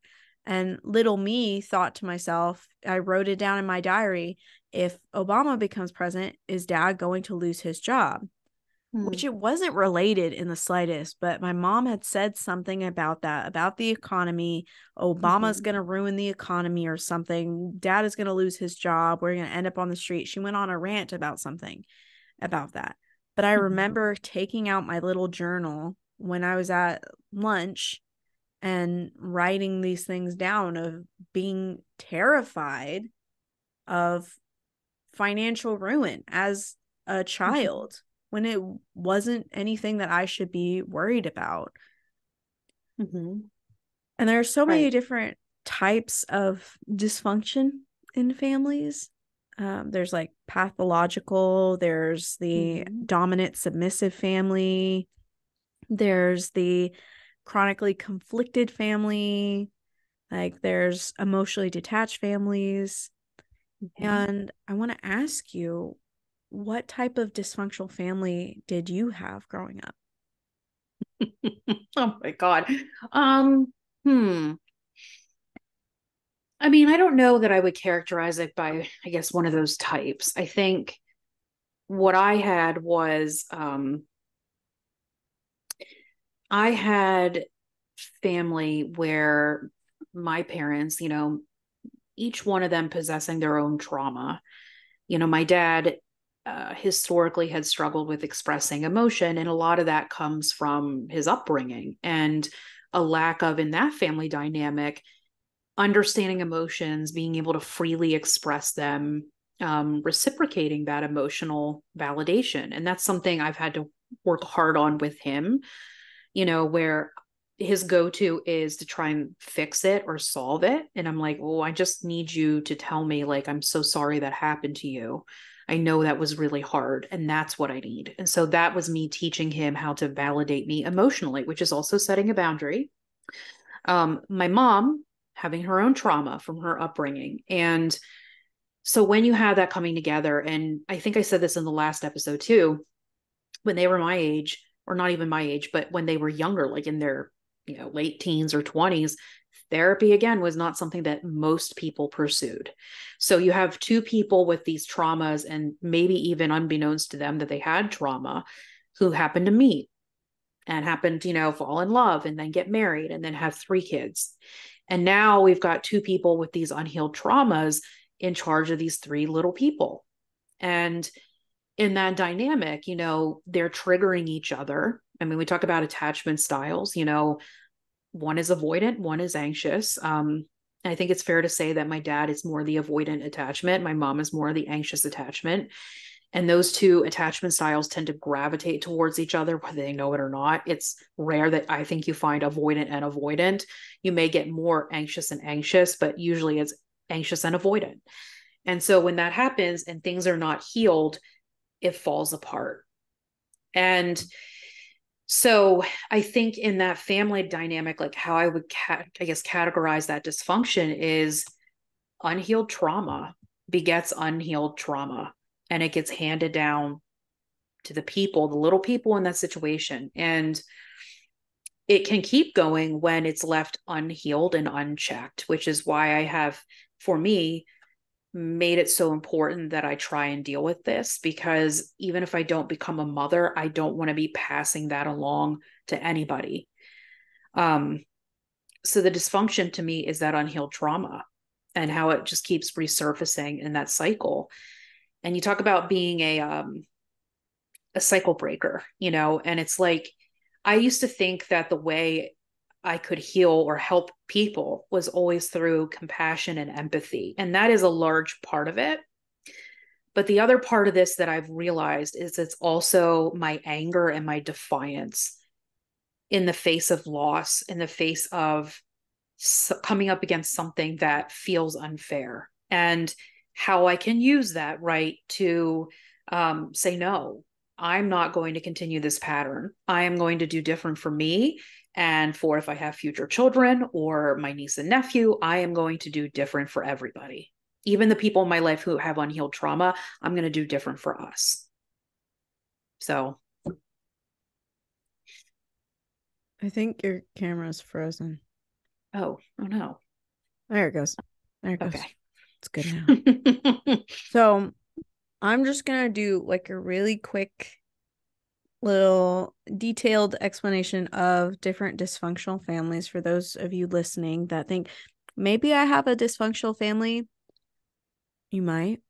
Maybe these might resonate with you. So in pathological families, one or more parents abuse drugs or alcohol or suffer from a severe mental illness, leaving them impaired and dysfunctional. A child of an addicted parent or an abusive parent tends to not have their basic needs met, let alone their emotional needs. So family roles in the household are reversed. The children are taking care of the parents. For those of you that have seen Shameless, think of the Gallaghers.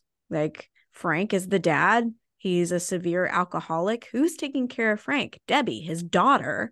is often portrayed in the show as like she's giving up her bed to her incapacitated father. Children are more in charge of their own daily lives when their dysfunctional parents are unable to be in charge of them.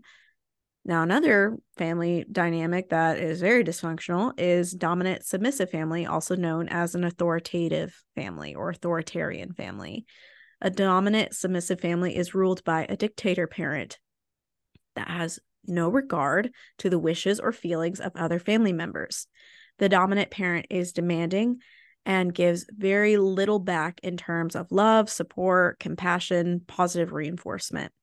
The children will make mistakes, and the shortcomings are often seen with severe consequences, including yelling, spanking, stuff like that.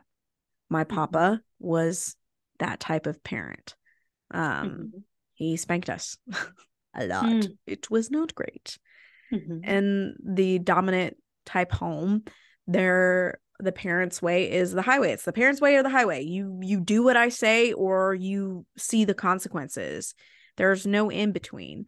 And it's ultimately very chaotic because I kind of lived in it. So I like to say that there's a papa prior to the strokes, and there's a papa after the strokes, and then there's a Paul Taylor before becoming a papa.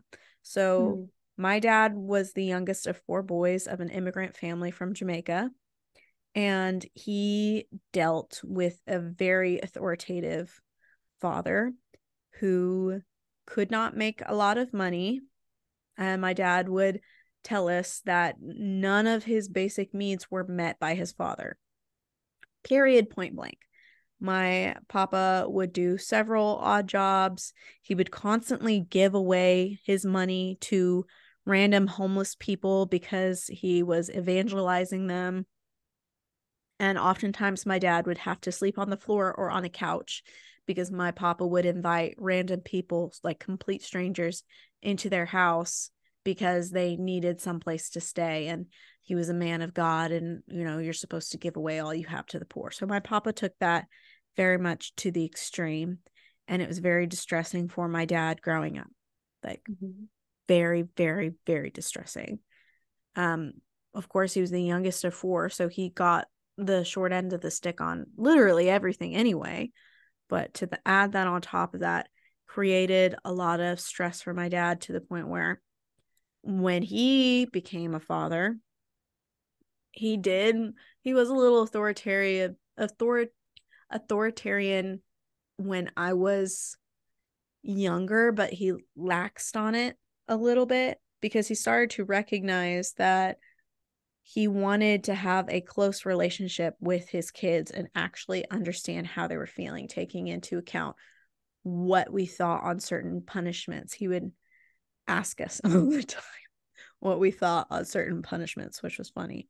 Looking back on that, as like a little kid, I would be like, you were mean. You're a mean daddy. He would take that to heart.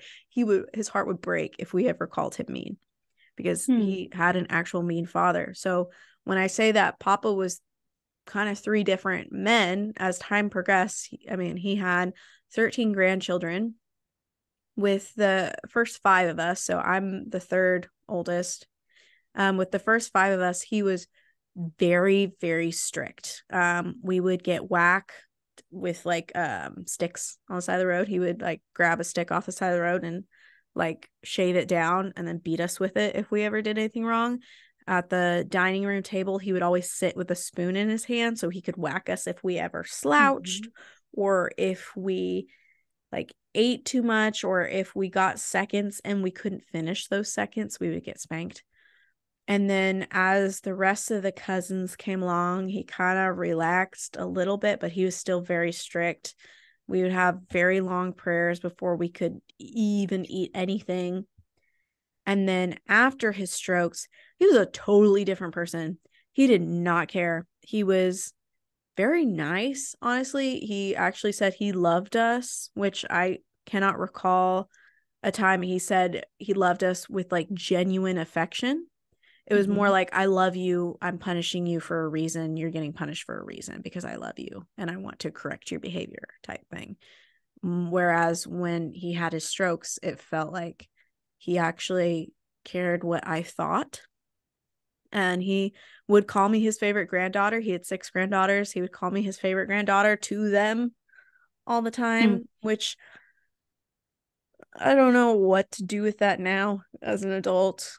But it seemed like he actually cared what I had to say and what I wanted to do. And he was very encouraging of this podcast. But I told Joey, my partner, all the time, like, the man that you met was not the man that raised me. Okay. That man is very different from who raised me as a little kid. Like, one day, like, something I'll never forget. I think I was like 6 years old, 6 or 7. And we had my Uncle Robert's dog, Tumpsy, who was a very expensive hunting dog, in the back seat. And I opened the back seat to get something out of the car, and she jumped out and she ran off. And then my papa grabbed like a stick off the ground and started beating me with it, and left like huge welts on my butt that I do actually have some scar tissue that's still there, like an indent of scar tissue that's like, it's still there to this day. I can feel it right now. And I will never forget that. That's an authoritarian type abuse. Like, right. And there's also the chronically conflicted family. Arguments and disputes are the norm. Like, families will argue in harmful ways that will leave wounds festering and result in extreme hostility in the family environment. Communication problems and the inability to resolve these issues lead to feuds, fighting, resentment, and stress, causing havoc in the home. In the chaotic family, also known as the severely disturbed family, children are poorly looked after or protected because the family, like, parents are busy, non-present, or abusive. In an emotionally detached family, children are not privy to shows of affection, warmth, or any consideration from their parents. These families don't talk about feelings. They're typically cold, distant, and emotionally unavailable. So those are the main types of like dysfunction in families. And I think in any true dysfunctional family, you'll have like an element of every sort. That's what I was going to say, is like a lot of those, like, it's like a diagnosis, right? Those very textbook is a good explanation for it. And I think is to recognize that even if you didn't necessarily hear your exact family dynamic in those examples, it doesn't mean automatically that you're wrong and your family is not dysfunctional. Is that it is usually bits and pieces. Because even when you're reading them, there's parts where I'm like, oh, I relate to that piece and that piece and that piece. And that those things can still be true. And it means that just understanding it, I think, is helpful. But I'm always focused on, okay, so once I understand it, then what? Once we move from understanding anything, then what do I do with it? Like, what actions do I have to engage in to try and change what I now know? There's this quote, and it's one I've actually shared with DBT groups, and it's I might butcher his name, so bear with me. His name is Richard Rohr, Rohr, and he had this quote of, you cannot heal what you cannot acknowledge. So when we can't have awareness, or we, let's say, willfully ignore something, it gets harder and harder for us to heal it. And I think that ties me back to DBT when I talk about radical acceptance, around it being about acknowledgement, not approval. So we're not saying anybody needs to approve of something in order to heal from it, but acknowledging it means recognizing when something has happened. And that's where I think the healing begins, is when I acknowledge these things, I can then heal from it. Yeah. And I just Googled it. And the first article that comes up is called Restorative Justice. It's just talking about, like, any good therapist will tell you, you cannot heal, but you cannot acknowledge. What you do not consciously acknowledge will remain in control from within, festering and destroying you and all those around you. Wow, that's really dark the way that went. Like, I mean, I might, as a therapist, deliver that news a little differently, fester inside you and destroy you and everybody around you. Like, wow. I really hope that our listeners don't take that as, like Erin is saying, like those things will happen. I think of it more as like you can still be functional to a degree and carry around unprocessed trauma and experiences, right? And I always tell people is that there are valid reasons why we may not be in the right space to acknowledge something, and that's okay. Because most likely we have found some way to protect ourselves from that truth. I think, though, what I tell people is we have a choice, and this is where it is maybe different from trauma, in that I can choose to try and do something different about that. So it's like, if I choose to continue, let's say I talked about body image earlier, if I continue to carry around that trauma and I don't do anything with it, that's my right. I have a right to do that. It might impact my life in some negative ways, but I have a right to do that, as does everybody. And it can also be true that by acknowledging that this is something that is prevalent, I'm combined relevant and prevalent, something that's relevant in my life. If I acknowledge that that is there, knowing me, I feel not even obligated. Like, I want to do something about this because I don't want that to continue, that cycle. Yeah. Let me give you this question. How can I prevent having my own dysfunctional family? So I think the first step is realizing, again, what does it mean to be dysfunctional? Because most likely for a lot of us, there is some degree of dysfunction. But that's also like that saying, the beauty is in the eye of the beholder, right? I guess you could say like the dysfunction is in the eye of the beholder, where like I could look at anybody's family and say, oh, that seems dysfunctional. Like, for instance, in some families, right, they might make the choice for the holiday to just be their little nuclear family and not include other relatives. And people might look at that and say, oh, that seems dysfunctional. Why wouldn't you want your family around? But maybe that actually works for that family because, as far as we know, maybe the rest of that family outside of them is dysfunctional or bigoted or something. So I think it's subjective, I guess, is what I'm getting at, is in terms of what we call dysfunction. I think it's worth sitting down with your partner and talking about, like, where are our goals and how do they align? Like, what do we want to instill in our family? Is it a sense of, boundaries? It sounds like for you would be something that would be important to instill in your children early on, the right to have boundaries. What is a boundary? You can think about, how do we want our children to understand the world around them? Which is a loaded question. And that, I think, is some soul searching that both of you can do. But the idea about, like, how do I want my kids to relate to the world? Like, if it were me, I want my kids to see that, yes, you are important and you are part of a world, a bigger world. And that means sometimes, even though you are important, it can also be true that we still need to show up for other people. And that doesn't mean putting yourself to the sideline all the time. It just recognizes, right, the communal aspect of caring for others. And I think we're seeing that a lot now in this day and age. And so how do I want my kids to interact with other people? I want them to be respectful. What does that mean? I want to instill in them values that I have, like around respecting people's bodily autonomy, respecting people's pronouns.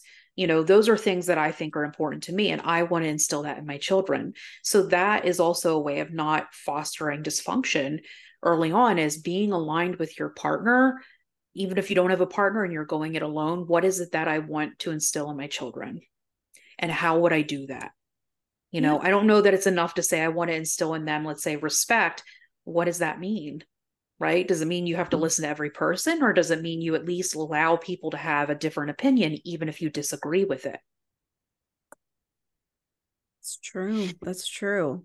So going off of that, how do we initiate boundaries within our own family dynamics? Well, you move and change your address and your name. I have said, I'm one of these days, I'm going to get a PO box and I'm going to move. And if anybody wants to correspond with me, it's only through the PO box. I'm kidding. I wouldn't go that far. I think it is first recognizing what your boundaries are. So there's that acknowledgement. And then asking myself, I think with boundaries, there's also just like communication, there's some flexibility. So like, for instance, you can have a hard line as a boundary where when I'm around family, I don't want to talk about, let's say if, I'm trying to think of a good example, like I don't want to dive into why I'm not married. And that can be a hard boundary where it means if first I have to let the people know what the boundary is, because if you don't tell them what the boundary is, they're not going to know. And I say, from now on, when I come to family dinners, I will not be answering questions about my relationship status.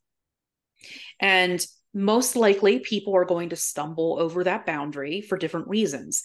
It doesn't automatically mean that they're not respecting your boundary, because if it's brand new to them, it takes time to adjust. So when they do automatically slip, like if I go to a family dinner after that and they're like, hey, how's it going with like your matchmaking service? And I don't want to talk about that, right? I have to firmly, not aggressively, but firmly reestablish that boundary and say, you know what?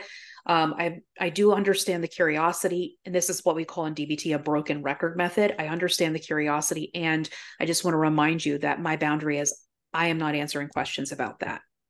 And I leave it at that. Now, so if I've understood my own boundary, that was step one, right? Know what the boundary is. Two, understanding, is it a hard line? Where is there any flexibility where like, I may be willing to sometimes loosen up the boundary a little bit given certain circumstances. And I can give you an example of that in a minute. Three, letting these people know what the boundary is. I think that's the part that people forget, is they're just like, well, I have this boundary, but we didn't communicate it. And we can't believe that people are automatically going to know. And then I think coming up with a plan for when these people inevitably, either whether it's intentional or not, step over that boundary, how do you plan on putting it back in place? What can you say that is both assertive but not aggressive, and not passive or passive aggressive? And then from there, if it continues to happen, that's where it may be you're changing again how often you see these people, in what context. If they can't respect that boundary, it may come down to you saying to them, hey, look, like I have set this boundary up so many times and you continue to step over it or to break it. And as a result of that, I am not going to be coming to family dinners anymore for at least, the next foreseeable future, and holding on to that. But when we talk about like flexibility, I mean something like for instance, if I didn't like to go to my family's house for Christmas dinner, we were talking about that earlier. I might have a little bit of a flexibility with that. If let's say this is going to be dark, the last Christmas dinner I might have with a certain family member, because, maybe they have an illness. I might have flexibility with that, where I may say, okay, I would like to go to that, given that I know that information. And that, is about me and that other person. So that can be some flexibility with that. It could be where if, let's say my boundary is, I prefer not to get bad news in a text. I need somebody to give me a call. Sometimes, right, the person may not have the opportunity to give me that call, because whatever's happening in that moment, maybe they were in a sudden car accident, it might be easier to text. So having a little bit of flexibility with that boundary, and I think that that's where it's like part of also knowing your boundary. And I'm saying around like, is it a hard line? Is it too rigid? This whole like, do you remember the whole Jonah Hill thing that came out about boundaries and expectations, that whole shit show? Mm-hmm. Well, one of the things that from that was he wasn't setting boundaries. He was making demands, right? It wasn't like, I am uncomfortable when you are, around other men in a bikini. He was like, you can't be around other men in a bikini if you want to be in a relationship with me. That's a demand. Understanding for him, I am uncomfortable. And for him probably to do the work of, why am I uncomfortable with that? Is that unprocessed trauma, from past relationships? But understanding that dynamic of like, it's not making demands, right? It's not saying I won't, ever talk to you again if you continue to be around men in a bikini. Is different than saying I am uncomfortable with that. And so when that is happening, I can't be in the room. right? The boundary is about me, not something I'm saying you have to do this. Yeah. That's very good to point out, because I feel like with my mother, with the things that I've gone through with her, she mentioned one time, so this was right after my dad died, and I right after my dad died, I started dating my current partner, Joey. And we had talked before my dad died, but we sort of fell into a relationship without calling it a relationship until like a month later. But um, I was used to being in college, you know, when my dad was dying, I finished all of my finals 2 months early so that I could spend my final moments with my dad. But for the past couple of years, I was in college, right? I had my own apartment that I was paying for myself. I could go home at any time I needed to. You know, I had that accountability with my roommates, but I was no longer accountable to my parents. And so when my dad was dying, I slept in his hospice room with him until he eventually passed away. And I didn't have a room at the house. I was sleeping on the couch because my mom was occupying every room in a 4-bedroom house. I digress. And so I was dating Joey at the time. And since I didn't have a bed, one night we had a sleepover and I slept really, really great. Like, he had a weird job. So he was working from, I think it was 3 a.m. till about 3 p.m. And so he wasn't there in the bed with me. I just fell asleep. We were watching a movie. I fell asleep and I didn't check my phone. And my mom blew up my phone, like, "Where are you?" Even though she could see my location. She was sending me screenshots of my location. She's like, "Why are you at Joey's house? How dare you, you whore, blah, blah, blah, blah, blah, blah, blah, blah." And we had not slept together like at all yet. And so I felt extremely bad. And she said, "You are crossing my boundary by not being at my house." And I thought, what? She had never said ever once that I should be at her house every single night, that I was staying at her house. I still had a lease in Lubbock at that time. So my dad had just died. I can comprehend her freaking out, that not knowing where her daughter was. But she did know where I was because she knew. And her saying, "Oh, you're crossing my boundary by not telling me where you are and not telling me when you're going to come home." And so I was like, "Well, I don't even have a room at your house. I've been sleeping on the couch. I don't even have a room. And I still have a lease in Lubbock." Well, she's like, "Well, you need to move out of your apartment in Lubbock and you need to stay here with me because I need you to figure out your dad's businesses and I need you to work for me, blah, blah, blah, blah, blah." And so I felt, you know, shame that my dad had just died, and apparently there's a lot of stuff that my mom needs me to do. So I did move out of my apartment. I paid $1,800 to get out of my lease. I paid over $3,000 to get all of my stuff moved, including my car, which was broken down in Lubbock. And I paid it all of my own money. And she said she would pay me back, but she never did. She was never going to. But I moved back and she's like, "Okay, you can have this room." That was my little brother's room, as long as I clean it out completely and move him into another room in the house. And so I did so. And I had the room for 1 week until New Year's and New Year's Eve. You know, college kids. I went over to one of my dearest friend's house, and he actually helped me start the podcast over a year ago, but his episodes had to get taken down because he didn't want to share his story anymore, which, you know, that's okay. And so I was at his house and I told her, I let her know. I was like, "I'm going to be at this guy's house. Joey will be with me. There's going to be a lot of other people. This is where I'm going to be. It is New Year's Eve. I would like to spend the New Year's with my friends. And so, yeah, we got drunk. I was not going to drive home. Joey said he texted my mom that he was looking out for me. I was going to be safe. And then she texted me New Year's Day to pack up my stuff and leave. She didn't want me in the house anymore.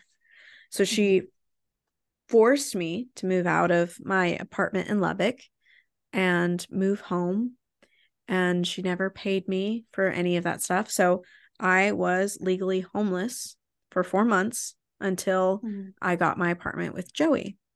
And she put me in a very bad position because he was a new relationship. I had lost my apartment in Lubbock. You know, I didn't drop out, but I stopped school for almost a year because I didn't have any money and she refused to sign any FAFSA paperwork. So I couldn't get student aid. So I couldn't apply for college. So I was in a very bad position of just being like, I don't know what I'm supposed to do. Am I working for you? Are you going to pay me the, I think, 300 hours of work that I did for you she never did. It's like, what am I supposed to do? And she said the next time I saw her 4 months later at my little brother's birthday party that I crossed her boundaries. And so I had to be out of her life.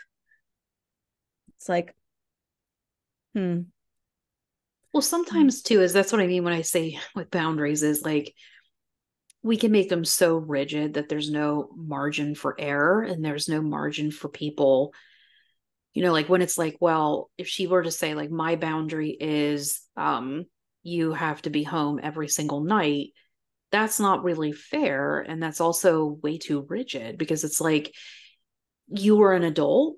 You know, like it would be one thing if you were a kid and she's like, no, it's a family expectation. You need to be home every single night. But it also sounds like, you know, when again, we don't, I think, properly communicate boundaries to people when it truly is a boundary, that they are bound to overstep those things more likely. And in that particular case, like if she were to say, like, when you moved in, you know, like this is what I am comfortable with. This is what needs to happen in order for me to be comfortable with you staying with me, and expressed it. That's very different, right? I think than saying like, you have to do blank every single night or I'm going to kick you out. Especially not even explaining to you, like, if kicking you out was an option, what kinds of things would lead to such a reaction. You know, like sometimes when people don't know like what to expect from us, like, again, they're going to do what they're going to do. But if she had said to you, you know, like, if you are going to live with me and you're not communicating where you are, that's going to be very difficult for me. I'm going to be uncomfortable with that. I'm going to have a hard time. And so my boundary is needing, you know, some check-ins to know where you're at. I mean, I know some families even have like on their phones like that, where you can see where somebody is at all times, which is just, I get that, I guess, for younger kids, but I'm also like, why are we doing that as adults? Like, you know, your location, like, I don't need all that. Yeah, she had my location. That's the thing. She had my location, and then she could see the air tag of where my car was. And for safety purposes, Joey and I are now on the same iCloud account. I can see where all of our devices are located. I can see where he's located. And it has been good in our favor because I have broken down the car. And so the air tag in the car was great because my phone was dead. So like for that, I understand that. But yeah, she had my location. She was showing me screenshots of my location. And, you know, like looking back on that as an adult who is able to communicate boundaries, she wasn't communicating a boundary. It was a demand. And it was something that I could not ever fulfill because, again, she had me in a weird headlock of I was working for her. I was living at the house, but I wasn't being paid. And she had my Social Security card locked up. And so I couldn't go get another job. And I asked her several times for it back. Even when I had moved out, she still had it. I asked her several times for it back, to the point where I had to stage a little, like, almost rescue mission, spy mission with my youngest sibling, where I asked him to watch her with the passcode to see if he could figure it out. And he eventually did. And we staged it in the middle of the night, and she woke up and she handed me the card, and she looked me dead in the face and said, "This is the last thing I will ever do for you, ever. Wow. I don't want to ever see you again." That's what she said to me. And it's a huge extreme. My whole childhood was these huge, like, extremes. And now as an adult, I remember thinking as a child, I desperately want a middle. I just want a middle ground, a middle something, instead of my mom saying that she hated me versus she saying that she loves me. And like, there will never be a person that loves me as much as she does. Right. Yeah. And that's also a good way to keep somebody from feeling valued or appreciated by other people, because if they believe that, again, you're the only person that's ever going to love them that way, then what happens, like, if they really inherently believe that? Like, it's almost like saying, like, I'm going to go around, and why even bother getting to know people, because nobody's ever going to be able to love me like you do. Yeah. It's okay. It's okay. It's just kids. All right. Gigi's woofing. Yes, there are kids outside. It's okay. They screamed, and it scared the Gigi. It's okay, the Gigi. Oh, uh-oh. Oh my gosh. The babies now. Oh my God. Chaos. Hey, look at me. You're okay. You're okay. You are safe. Nobody's gonna get in here. Hey, little one. You're okay. See what you did? You taught that one to do what you just did. She would not have done that if you had not done that. Oh my God. Yeah. Anyway, so my next question would be, is therapy a necessary tool in breaking the cycle? I think so. I mean, I think there's only so much of that we can do on our own, where it's like, okay, I might recognize these patterns on my own, or some of the patterns, but having a therapist there means, and there's different types of therapy, but having a therapist there means somebody who can help guide me in terms of, like, patterns I may not be able to recognize on my own, because sometimes we don't, right, see ourselves as, we don't see ourselves always in the way other people do. So I think there's that. And then I also think that having a therapist helps us to learn how to regulate our emotions when we're realizing, that a pattern is there, or the pattern's coming up again. For me, like, even being a therapist, like, I can be aware that there is a pattern there existing, but I really need the help of my therapist with processing, like, the trauma of where that pattern got started for me, as well as learning how to regulate the emotions and the way that presents in my body. It's very helpful to feel like you have somebody who's on your team that's really in alignment with helping you do that. I mean, sometimes people think, like, oh, I could lean on my siblings, etc. But like I was saying earlier, is that there's no one that can meet all of our needs. And so sometimes having the therapist eliminates us putting all that pressure on other people to fulfill that need. Yeah. And I think therapy is necessary, especially if you're really isolated too. Having a therapist, having someone to talk to can be super beneficial. So we're coming up on the end of the episode. Do you have any resources or recommendations that you'd like to share? Actually, I do. So I can't remember the author, but there's this book that's called Attached, and it is about attachment styles. And let's see, I just found it. I Googled it real quick. The author of that, it looks like there's two.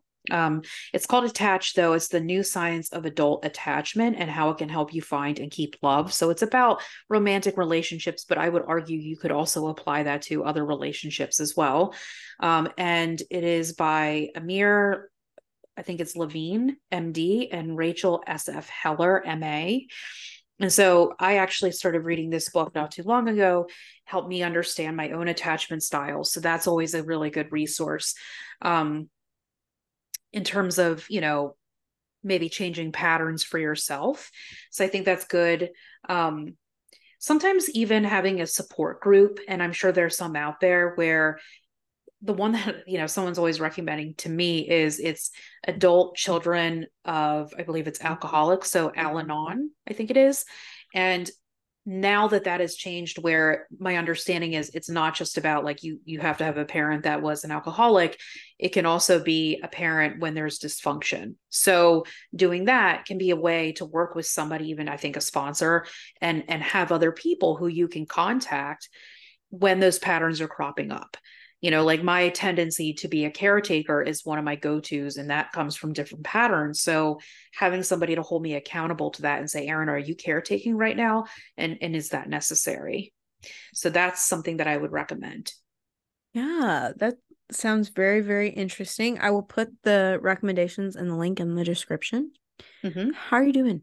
You doing okay? I'm good. Yeah, I'm good. I'm glad it's almost the end of the year. Like I feel like this was a big year. It's interesting, like to have different things that were challenging, like the loss of Gene, was very, very hard. And then even though like I feel like it's better now, but coming through processing some of the things that I did in therapy, just even in the last few weeks, was challenging, but worth it. And then I look at like the things I found as success, like not even just success in my career, but success with adding new supports to my life, success with, even planning a trip for myself feels like a success. So I'm good, balance between those things. Yeah. Well, I'm glad that you're doing better. I really hope those bracelets come in, dude. I saw the mail truck pull by, so I could go grab them if you want to splice it together. Let's All do right, it. so give me a second. I got to go to the mail room. Okay. All right, so these, people want an explainer, is one of the things that I talk about often in DBT is obviously being skillful and using your skills. And one of the challenges I found for a lot of people is remembering to use those skills. Because they're in the moment, they're feeling distress, and they're like, wait, what am I supposed to do? So I had ordered some bracelets, and I won't say from where, but they came and they sort of looked like, for lack of a better word, hospital bracelets, which I was like, that's not really the vibe that I want to give off.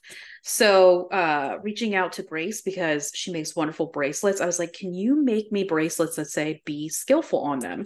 And I wanted them almost in the style, I guess you could say, of like the Taylor Swift or the Taylor Swift letter bracelets. So I present to you, let's see if I can do this. It says, it's probably backwards, be skillful.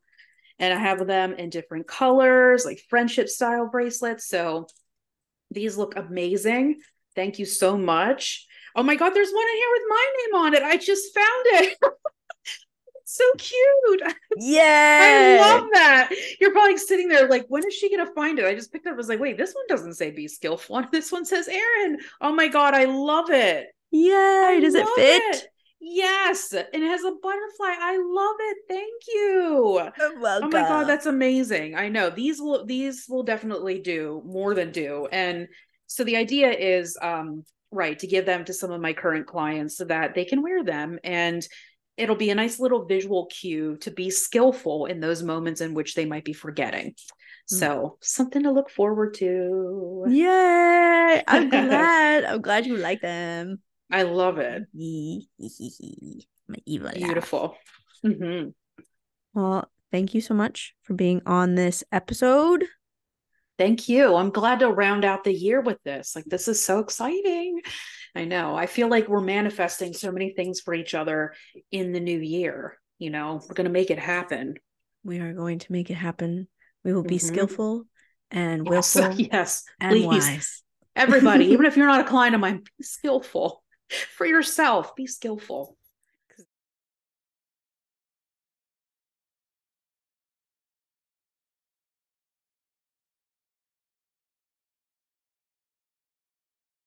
If you're watching us over on YouTube, here are our memes of the week, carefully curated from our Discord server.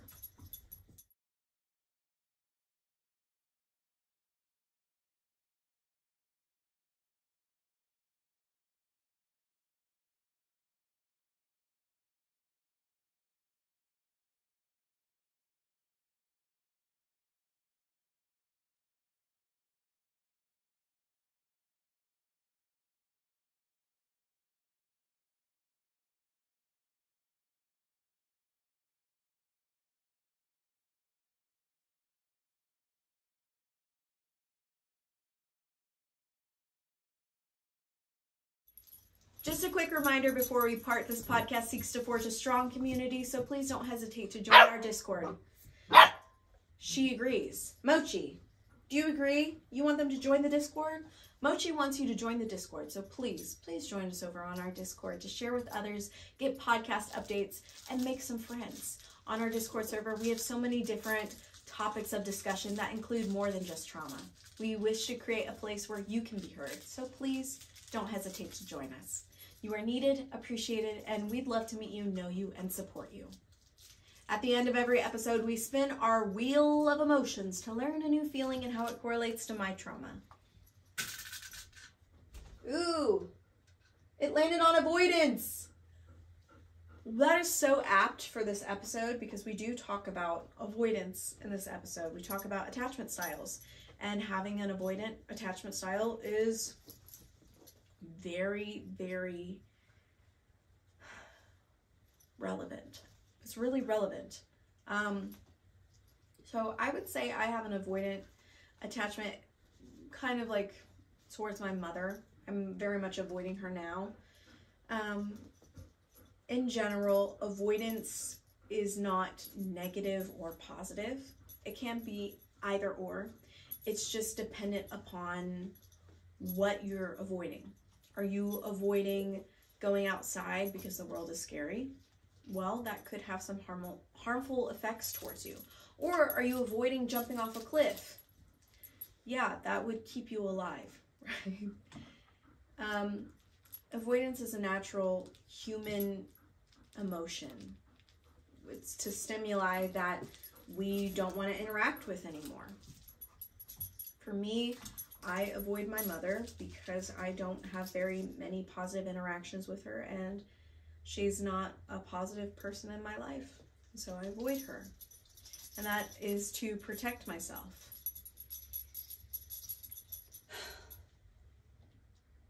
Other offshoots of avoidant are hesitant or aversion. If you're hearing a lot of jingle jangling, that's because we have a new puppy. Her name is Mochi. She's doing a lot. But in conclusion, I'm going to wrap this up. This is going to be a quick one. Why do we avoid stuff? Well, to protect ourselves. So if you're avoiding some things that maybe you recognize that you shouldn't be avoiding, leave it down in the comments below. And if you would like some support, just let us know that you want support. Or if you just want to vent, I want to read your vent. Vent to us about what you're going through. Special thanks goes out to all of our Discord users. You guys are the best. Thank you so much for being on our Discord. If you'd like to support the podcast, we have a Patreon. Different tiers can get you a bracelet or a sticker, like this one. We also have a bonfire where you can get custom apparel designed by yours truly. The links are in the description. Or if you would like a bracelet custom made by me, just click over on our Instagram. We have an Instagram for the Gracelets. It is Gracelets, that's Gracelets with 2 T's, Gracelets by Grace. So please, if you would like a custom made bracelet or any type of beaded jewelry by me, just head over to our Instagram. That is Gracelets by Grace. Any support helps us out a lot, so if you feel compelled to, please like and subscribe, and please share the show. Remember, you are capable of a fulfilling life in spite of your circumstances and your trauma. May you rise again from the ashes and be filled with peace, hope, love, joy, and understanding. I'll see you guys in the next episode. Have a happy new year. Mwah! Happy 2024. Goodbye, everybody. I'll see you later.